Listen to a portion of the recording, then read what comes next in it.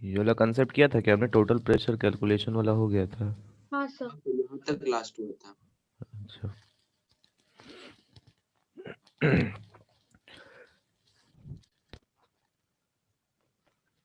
ठीक है, तो ये प्रेशर का एक्सप्रेशन आया था हमारे पास 1/3 रो वी आर एम स्क्वायर। ठीक है, ध्यान रखना ये सब चीज़ें काम आएगा आगे। इसके बाद देखो आइडियल गैस का इक्वेशन हम लोगों को पता है कि पीवी इक्वल टू म्यू। मैं यहाँ पे एन अभी नहीं लिख रहा हूँ नंबर ऑफ मोल्स को, आप एन लिख सकते हो, म्यू लिख सकते हो। एन यहाँ पर अब देखोगे बाद में नंबर डेंसिटी इसको हम लोग लिखेंगे, तो इसलिए मैं यहाँ पे नंबर ऑफ मोल्स को एन नहीं लिख रहा हूँ। तो देखो प्रेशर का एक्सप्रेशन हमने कैलकुलेट किया था 1/3 रो वी आर एम स्क्वायर। तो यहाँ पर हम डेंसिटी को लिख सकते हैं मास बाई वॉल्यूम, ऐसा लिखा जा सकता है डेंसिटी को। ठीक है, और इस एक्सप्रेशन को अगर आप फिर से देखो तो मैंने वॉल्यूम को यहाँ लेफ्ट में मल्टीप्लाई कर दिया, टोटल मास को क्या लिख सकते हो?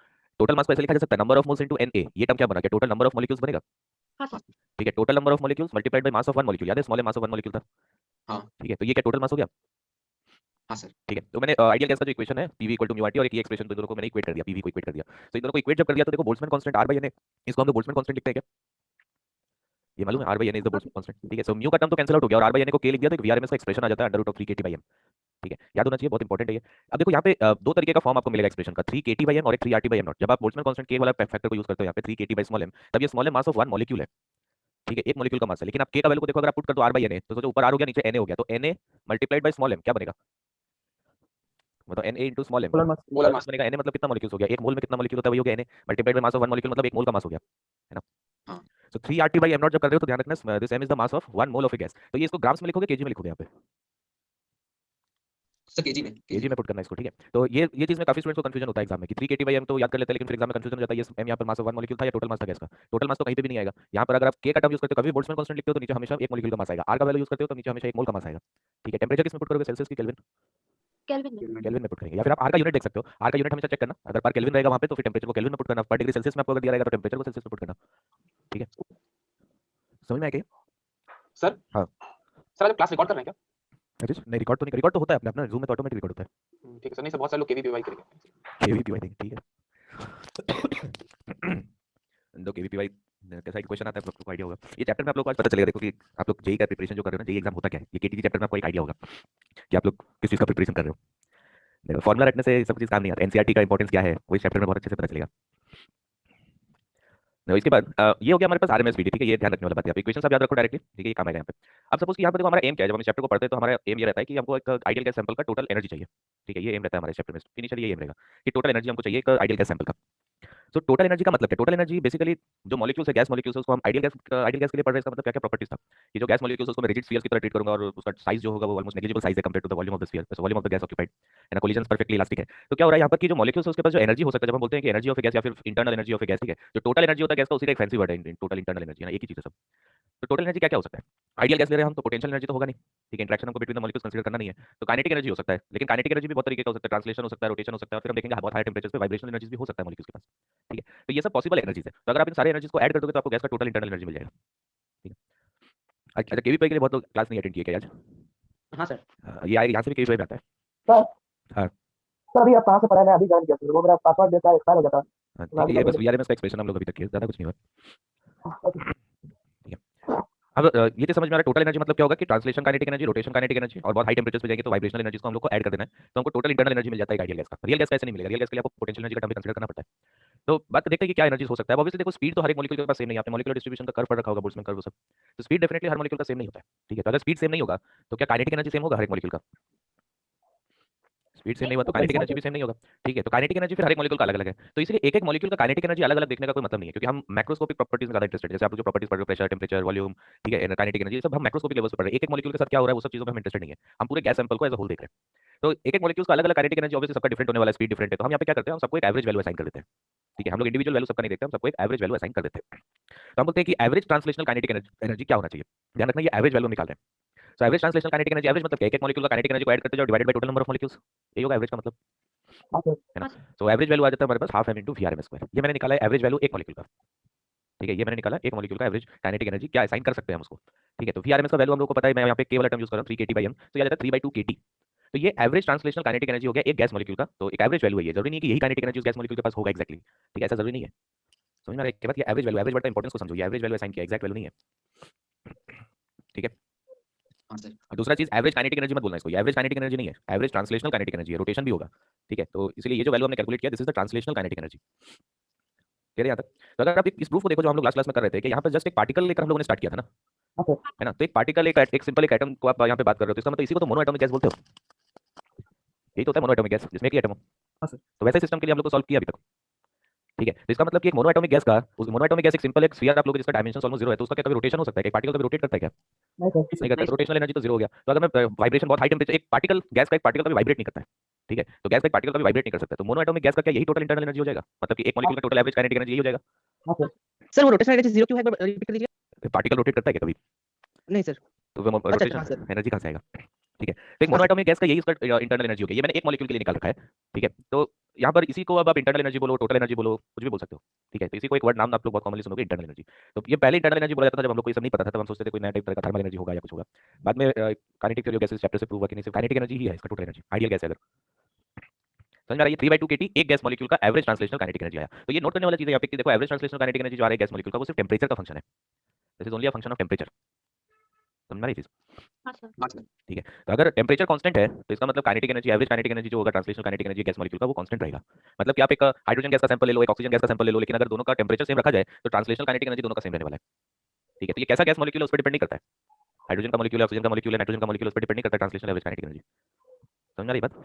हाँ सर। तो टेंपरेचर अगर इंक्रीज कर देंगे तो ऑब्वियसली एनर्जी इंक्रीज होगा, एंड और इंटरनल एनर्जी भी इंक्रीज होगा गैस मॉलिक्यूल का। इंटरनल एनर्जी टेंपरेचर से ही डिफाइन होता है, टेंपरेचर बढ़ेगा तो इंटरनल एनर्जी बढ़ेगा। तो ये हमने सिर्फ एक सिंगल गैस मॉलिक्यूल के लिए कैलकुलेट किया था, लेकिन मान लो कि पूरे चेंबर के अंदर capital N total number of molecules अगर प्रेजेंट होता, ठीक है, तो टोटल काइनेटिक एनर्जी क्या लिखते हैं? एक मॉलिक्यूल का पता है, इसको कैपिटल एन से मल्टीप्लाई कर सकते हैं, तो टोटल गैस सैंपल का एवरेज काइनेटिक एनर्जी आ जाएगा ट्रांसलेशनल वैल्यू, हाँ सर। ठीक है। तो मैंने इसको टोटल नंबर ऑफ मॉलिक्यूल से मल्टीप्लाई कर दिया, तो के का वैल्यू हम लिख सकते हैं r/na। तो नीचे एक na वाला टर्म यहाँ पे आ गया, n/na, तो n/na मतलब क्या? नंबर ऑफ मोल्स हो गया, हाँ सर, नंबर ऑफ मोल्स। ठीक है। तो 3/2 म्यू RT ये बन गया हमारे पास total average translational kinetic energy for the total gas sample, पूरे गैस सैंपल के लिए ये वैल्यू होगा। समझ में आ रहा है? आप अगर ध्यान से देखोगे तो दिस एक्सप्रेशन 3/2 म्यू RT, इसी को कई जगह बुक्स में ऐसे लिख दिया जाता है तो कंफ्यूजन हो जाता है हमको। हम इसको 3/2 टाइम्स ऑफ पीवी भी लिख सकते हैं ना, हाँ सर। लेकिन म्यू RT को आप पीवी लिख सकते हो, आइडियल गैस है ये, ठीक है। तो 3/2 म्यू RT या 3/2 PV is the total average translational kinetic energy. बार-बार बोल रहा हूं, एग्जाम में यहाँ पे गड़बड़ होता है। ये टोटल एनर्जी नहीं है, ये ट्रांसलेशनल काइनेटिक एनर्जी का टोटल वैल्यू है। रोटेशन होगा तो वो भी ऐड करना पड़ेगा, वाइब्रेशन होगा तो वो भी ऐड करना पड़ेगा, ठीक है। सर ये 3/2 kT तो मोनो एटॉमिक के लिए है ना? मोनो एटॉमिक के लिए है। तो अभी तो नहीं, ये ट्रांसलेशन है, ये तो ट्रांसलेशनल वैल्यू आ रहा है एक मॉलिक्यूल का। अगर आप डायटोमिक का ट्रांसलेशनल एनर्जी निकालोगे वो भी 3/2 kT है, उससे हायर का निकालोगे सबके लिए 3/2 kT होगा, लेकिन टोटल वैल्यू नहीं हुआ ये। अगर आप डायटोमिक के लिए निकालोगे तो ट्रांसलेशन के लिए ये वैल्यू हो गया, इसके साथ आपको रोटेशन का भी ऐड करना पड़ेगा, वाइब्रेशन का भी ऐड करना पड़ेगा, तब आपको टोटल एनर्जी मिलेगा। ये टोटल एनर्जी नहीं है, मोनो एटॉमिक के लिए ये टोटल एनर्जी है, लेकिन डायटोमिक और उससे हायर के लिए टोटल एनर्जी नहीं है। ठीक है सर। हाँ सर। समझ में आया यहाँ तक? हाँ सर। तो अब देखो हम फिर से समझो ये चीज कि हम लोग एवरेज वैल्यूज यहाँ पे कैलकुलेट कर रहे हैं, ठीक है। एक एक गैस मॉलिक्यूल का एक्जैक्ट वैल्यूज में हम इंटरेस्टेड नहीं है, वो सब वैरी करता रहेगा, तो इसलिए हम एवरेज निकाल रहे हैं चीजों का। अब ये एनर्जी हम लोगों ने सिर्फ ट्रांसलेशनल काइनेटिक एनर्जी के लिए कैलकुलेट किया, तो वाइब्रेशन का क्या होगा, रोटेशन का क्या होगा। तो हम लोग बोलते हैं कि अगर एक आइडियल गैस के लिए आप सॉल्व कर रहे हो, यहाँ पर आइसोट्रोपिक कंडीशंस है हमारे पास, तब इक्विपार्टीशन लॉ का यूज करके हम लोग डायरेक्टली एनर्जी को एसोसिएट कर सकते हैं रोटेशन और वाइब्रेशन में। देखो उस पे आते हैं यहाँ पे, तो हम कुछ टर्म्स डिफाइन करते हैं, like degree of freedom and law of equipartition of energy. Degree of freedom हमको क्या बताता है कि कोई भी गैस मॉलिक्यूल का क्या-क्या पॉसिबल मोशंस हो सकता है। इंडिपेंडेंट मोशंस होना चाहिए। इंडिपेंडेंट मोशंस मतलब याद है कि आप वेक्टर्स हम लोग पढ़ते थे, एक्स वाई जेड 3 एक्सेस हमने डिफाइन किया म्यूचुअली परपेंडिकुलर। और परपेंडिकुलर क्यों किया कि एक डायरेक्शन का मोशन दूसरे एक्सिस के अलग मोशन को इफेक्ट नहीं करता है, ठीक है ना? हाँ सर। हाँ। ठीक है। तो यहाँ पर भी हमको ऐसे मोशंस देखना है, independent motions of A molecule, ठीक है। तो देखते हैं कैसे होता है ये सब चीजें। तो इक्विपार्टीशन लॉ हमको क्या बता रहा है कि जो भी टोटल एनर्जी होगा एक गैस मॉलिक्यूल के पास, ठीक है, टोटल गैस मॉलिक्यूल के पास जो भी टोटल एनर्जी होना चाहिए, ऑब्वियसली आप एवरेज एनर्जी की बात कर रहे हो, तो जो भी टोटल एवरेज एनर्जी होगा गैस मॉलिक्यूल के पास में, वो जितना भी पॉसिबल एनर्जी मोड्स है, जितना भी पॉसिबल इंडिपेंडेंट मोशंस हो सकता है गैस मॉलिक्यूल का, सब में इक्वली डिवाइड होता चला जाएगा। समझ में आ रहा है बात? सब में इक्वली डिवाइड हो जाता है टोटल एनर्जी, और हर एक एनर्जी पॉसिबल, हर एक पॉसिबल एनर्जी मोड के करस्पॉन्डिंगली कितना एवरेज वैल्यू होता है एनर्जी का, वो होता है हाफ केटी, ठीक है। मतलब अगर देखो ट्रांसलेशन हो रहा है तो ट्रांसलेशन कौन कौन से एक्सिस के अलग हो सकता है, एक्स वाई और जेड, ये तीन इंडिपेंडेंट मोशन है, डायरेक्शन है हमारे पास, ठीक है। तो एक्स एक्सिस के अलग काइनेटिक एनर्जी का वैल्यू हो गया, एवरेज वैल्यू हो गया हाफ केटी, वाई एक्सिस के अलग एवरेज वैल्यू हो गया हाफ केटी, जेड एक्सिस के अलग भी एवरेज वैल्यू हो गया हाफ केटी, तो टोटल कितना हो गया 3/2 केटी हो गया, हाँ सर। ठीक है। रोटेशन के लिए देखेंगे क्या क्या पॉसिबल मोड्स है, लेकिन हर एक रोटेशन मोड के लिए आप हाफ केटी का एनर्जी एसोसिएट कर सकते हो, ठीक है। तो रोटेशन अभी मैंने यहाँ पे कुछ भी नहीं लिख रखा है, ट्रांसलेशन तो ऑब्वियसली 3 होगा। अब सोचो मोनो एटॉमिक हो, डायटोमिक हो, कोई भी पॉलीएटॉमिक गैस हो, क्या ट्रांसलेशनल डिग्रीज ऑफ फ्रीडम हमेशा 3 रहेगा? हाँ सर। कोई भी गैस मॉलिक्यूल 3 डायरेक्शन में जा सकता है ना, एक्स वाई और जेड, हाँ और किसी डायरेक्शन में जाएगा तो आप उसका कंपोनेंट्स तो कर ही सकते हो एक्स वाई और जेड एक्सिस के अलग, हाँ सर। ठीक है। So translational degrees of freedom are always 3। Rotation depends on the type of molecules, तो उसको अभी नहीं लिख रहे हैं, बाद में देखेंगे। वाइब्रेशन, फिजिक्स में ध्यान रखना, वाइब्रेशन जब तक आपको नहीं बोला जाए क्वेश्चन में, खुद से कभी भी कंसीडर मत करना, ठीक है। Vibrational degrees of freedom directly calculate करना पॉसिबल नहीं है कि वाइब्रेशनल डिग्रीज ऑफ फ्रीडम कितना होगा एक गैस के पास, वो आप डायरेक्टली नहीं बता पाओगे, ले बहुत हाई टेंपरेचर पे यूजुअली एग्जिस्ट करता है। लेकिन एक बात समझो कि जब एक मॉलिक्यूल ऑसिलेट कर रहा है, ठीक है, जब ये पूरा मॉलिक्यूल आपको दिख रहा है, ऑब्वियसली मोनो एटॉमिक के लिए तो वाइब्रेशन का कोई मतलब नहीं है, तो कम से कम डायटोमिक तो होना चाहिए। तो डायटोमिक में आप लोगों ने पढ़ा होगा केमिस्ट्री में, ऐसे एक डंबल जैसा स्ट्रक्चर ले सकते हैं हम लोग, हाँ सर। है ना। तो मान लीजिए जब ऑसिलेट कर रहा है तो क्या होगा इसका ऑसिलेशन के टाइम पे, ऑब्वियसली ये एटम मूव कर रहा है, तो मूव कर रहा है तो काइनेटिक एनर्जी है, और ये separation between the atoms are also varying, it is also changing, तो इसका मतलब पोटेंशियल एनर्जी का भी टर्म है। ये तो जो आपको स्ट्रेट लाइन दिख रही है तो बॉन्ड है ना इन दोनों एटम्स के बीच में, हाँ तो बॉन्ड है मतलब इंटरेक्शन है बेसिकली, तो पोटेंशियल एनर्जी डेफिनेटली होना चाहिए, ठीक है। तो ये जब ऑसिलेशन हो रहा है तो काइनेटिक एनर्जी भी प्रेजेंट है और पोटेंशियल एनर्जी भी प्रेजेंट है। तो हम क्या बोल सकते हैं कि एक ऑसिलेशन मोड में सोचो क्या टोटल एनर्जी होना चाहिए, काइनेटिक एनर्जी के लिए हो गया हाफ केटी एनर्जी, हाँ ठीक सर। है, पोटेंशियल एनर्जी के लिए हो गया हाफ केटी एनर्जी, हाँ सर। ठीक है। तो एक ऑसिलेशन में टोटल एनर्जी कितना हो गया, केटी। केटी। समझ में आ रही बात? तो सर आइडियल गैस में तो पोटेंशियल एनर्जी हम लोग 0 मानते हैं। पोटेंशियल एनर्जी किसके बीच में 0 मानते हैं आइडियल गैस में? वो मॉलिक्यूल्स के दो मॉलिक्यूल्स के बीच में। ये दोनों क्या अलग-अलग मॉलिक्यूल्स हैं? नहीं सर समझ गए। ये एक मॉलिक्यूल के अंदर ही एटम्स हैं। ठीक है? मतलब कि क्या हो रहा है कि मान लो ये एक डायटोमिक गैस है, यहाँ पे एक डायटोमिक मॉलिक्यूल है, this is a diatomic molecule. तो ये एक मॉलिक्यूल्स है ये सब। इन मॉलिक्यूल्स के बीच का इंटरेक्शन कंसीडर नहीं कर रहे हैं हम लोग। ये तो यहाँ पे भी ट्रू है, दीस इंटरेक्शंस आर नॉट कंसीडर्ड। लेकिन एटम्स के बीच का तो इंटरेक्शन तो डेफिनेटली होगा, वरना तो ये बॉन्ड ही नहीं बना। बॉन्ड कैसे बनेगा फिर? हाँ सर समझ गए। ठीक है, बोलो ये क्लियर है क्या? ये कौन सा एनर्जी मोड कितना एवरेज एनर्जी देगा हमको? ट्रांसलेशन में 1 डिग्री ऑफ फ्रीडम जो होता है ट्रांसलेशन का, जैसे आप x एक्सिस को कंसीडर कर रहे हो तो हाफ केटी हो गया, टोटल 3 हो सकता है तो 3/2 केटी। रोटेशन के लिए जितना भी डिग्रीज ऑफ फ्रीडम होगा सबको हाफ केटी से मल्टीप्लाई करते जाएंगे। और वाइब्रेशन में एक वाइब्रेशनल मोड देता है हमको केटी का एनर्जी। सर रोटेशन में भी 3/2 कितनी होती है? नहीं, रोटेशन में 3/2 नहीं होगा। रोटेशन में मॉलिक्यूल का शेप पे डिपेंड करता है। अच्छा हाँ सर। रोटेशन एनर्जी मतलब क्या? Half I omega square. तो मोमेंट ऑफ इनर्शिया तो देखना पड़ेगा एक्सिस ऑफ रोटेशन को। हाँ समझ गया। ठीक है, अब देखो यहाँ पर सिर्फ आप मोनोएटॉमिक डायटोमिक के लिए चीजों को याद कर लेने से काम नहीं चलेगा। ठीक है, फिजिक्स में वैसे काम नहीं बनेगा कि आप याद कर लोगे कि क्या होता है मोनोएटॉमिक डायटोमिक के लिए। आपको ये चीज समझना है कि टोटल एनर्जी मोनोएटॉमिक का जो भी आप लिख रहे हो या सीपीसीवी का वैल्यू जो लिख रहे हो वो आया कैसे। ठीक है, ये चीज समझना जरूरी है। आपको एग्जाम में कोई हाइपोथेटिकल कांसेप्ट बना के देगा और पूछेगा कि कैसे कैलकुलेट कर सकते हैं, तो ये इंपॉर्टेंट है, ये समझ में आना चाहिए कि कैसे कैलकुलेट किया गया। देखो इंटरनल एनर्जी जो है गैस का वो क्या हो रहा है कि टोटल एनर्जीज को आपको ऐड करना है। क्या क्या एनर्जीज है? ट्रांसलेशन, रोटेशन और वाइब्रेशन। तीनों पॉसिबल मोड्स को आप ऐड कर दोगे तो आपको टोटल एनर्जी मिल जाएगा गैस का। अब देखो डिग्रीज ऑफ फ्रीडम डिपेंड अलग अलग तरीके का हो सकता है। जैसे कि मान लो there are T degrees of freedom for translational motion. ठीक है, तो टी का वैल्यू क्या हमेशा 3 होगा? हाँ सर। कैसा भी गैस हो, टी का value is always 3। Degree of freedom for rotational motion is suppose R, ये वैरी कर सकता है। ठीक है, degree of freedom for vibration motion is suppose V, ये आप कैलकुलेट नहीं कर पाओगे कभी। ठीक है, ये पॉसिबल नहीं है 11th लेवल पे कैलकुलेट करना कि कितना डिग्री ऑफ फ्रीडम वाइब्रेशन के लिए होगा। तो वाइब्रेशन के लिए कैसे क्वेश्चन पूछता है मैं आपको बताऊंगा। ये आपको ये डिग्री ऑफ फ्रीडम कितना है ये जानने की जरूरत नहीं है एक्चुअली। ठीक है, हम लोग मेनली फोकस करेंगे ट्रांसलेशनल और रोटेशनल पे। ठीक है, वाइब्रेशन ध्यान रखना, it occurs at very high temperature. जब तक नहीं बोला जाए क्वेश्चन में वाइब्रेशन एनर्जी को कंसीडर नहीं करना।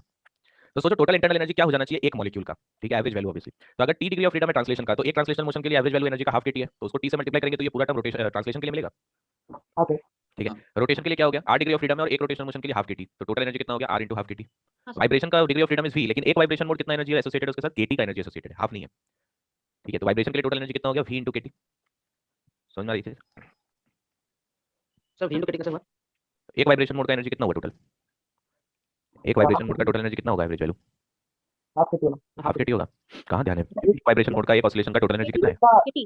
केटी हाँ केटी। तो इसलिए हाफ नहीं होगा यहाँ पे। तो ये इंटरनल एनर्जी हो गया, एवरेज इंटरनल एनर्जी हो गया एक मॉलिक्यूल के लिए। ध्यान रखना यहाँ पे के टर्म्स हम लोग लिख रहे हैं, एक मॉलिक्यूल के हो गया। तो अगर टोटल गैस सैंपल के लिए निकालना है तो suppose there are capital N number of molecules, तो टोटल इंटरनल एनर्जी क्या हो जाएगा? इसको आप n से मल्टीप्लाई कर सकते हो इस एक्सप्रेशन को, हाँ सर। है ना? तो n से मल्टीप्लाई कर दिया और k का वैल्यू को मैं r n लिख सकता हूं, तो n n क्या बन गया? नंबर ऑफ मोल्स बन गया।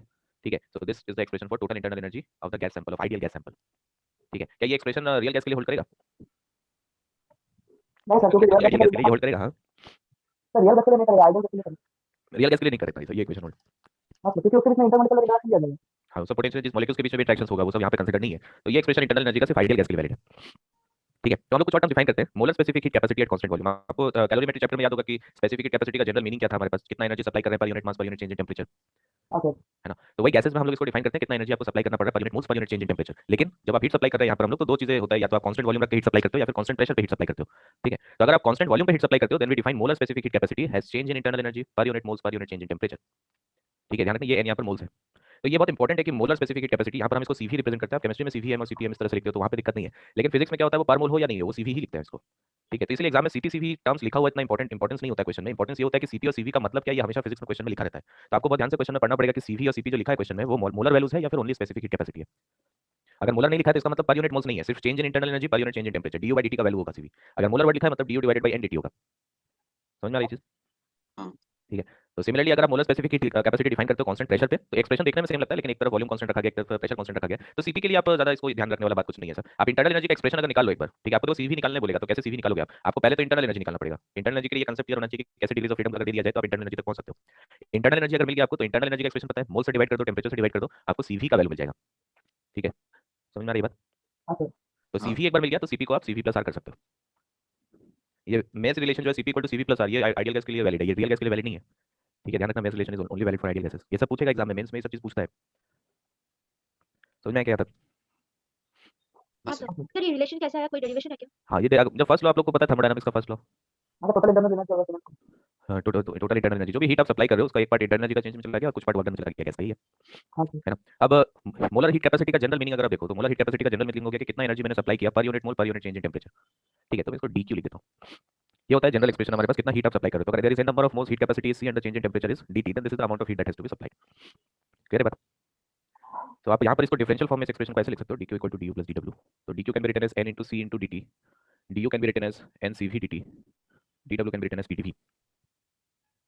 ठीक है, हाँ सर ठीक है माइनस होगा हाँ क्या बात सर हम लोग माइनस साइन लेते थे मतलब वर्क डन के लिए वो माइनस लो प्लस लो कोई उसमें ये फर्क नहीं पड़ता फिजिक्स में हम लोग ये एक्सप्रेशन यूज करते हैं आप केमिस्ट्री में यूज करते हो Q plus W equal to delta U हाँ सर ये यूज करते हैं हाँ दोनों एक ही है लेकिन यहाँ पर मतलब डिफरेंस ये होता है कि आप सराउंडिंग पे स्टडी कर रहे होते हो कि एक सिस्टम सराउंडिंग पे क्या इफेक्ट डाल रहा है हम लोग यहाँ पे सिस्टम को स्टडी करते हैं आप फिजिक्स में सराउंडिंग केमिस्ट्री में सराउंडिंग को स्टडी करते हो फिजिक्स में हम लोग सिस्टम को स्टडी करते हैं ये एक मतलब पॉइंट ऑफ व्यू देखने का एक तरीका है तो आप क्या चीज देखना चाह रहे हो तो इसलिए ये ऐसा डिफरेंस आता है दोनों एक ही चीज एक तरफ आप सराउंडिंग को स्टडी करो एक तरफ आप सिस्टम को स्टडी कर रहे हो ठीक है यही से प्रूफ हो क्या आता है अब आप यहाँ पे एक बार कांस्टेंट प्रेशर का एक्सप्रेशन यूज करो तो कांस्टेंट प्रेशर पे इस टर्म को हम लोग सीपी लिख देते हैं अगर आप प्रेशर कांस्टेंट लिखो अगर कांस्टेंट वॉल्यूम है तो दिस टर्म बिकम सीवी अब देखो कांस्टेंट वॉल्यूम में तो वर्क डन 0 हो जाता है हाँ सर है ना तो कांस्टेंट वॉल्यूम में अगर ये वर्क डन का टर्म 0 कर दोगे तो सी इक्वल टू सीवी है तो इसलिए हम लोग ये जनरल एक्सप्रेशन है तो कांस्टेंट वॉल्यूम पे सी बिकम सीवी कांस्टेंट प्रेशर रखना है तो सी बिकम सीपी तो अगर कांस्टेंट प्रेशर के बारे में बात कर रहे हैं तो इसको मैं सीपी लिख सकता हूं यहाँ पे अगर मैं प्रेशर कांस्टेंट रख के हीट सप्लाई कर रहा हूं हाँ सर है ना तो आइडियल गैस इक्वेशन से हमको क्या मिल जाएगा NCP dt equal to NCV dt pdv can be written as nr dt तो ये ndt ये सब कैंसिल आउट हो गया cp equal to cv plus r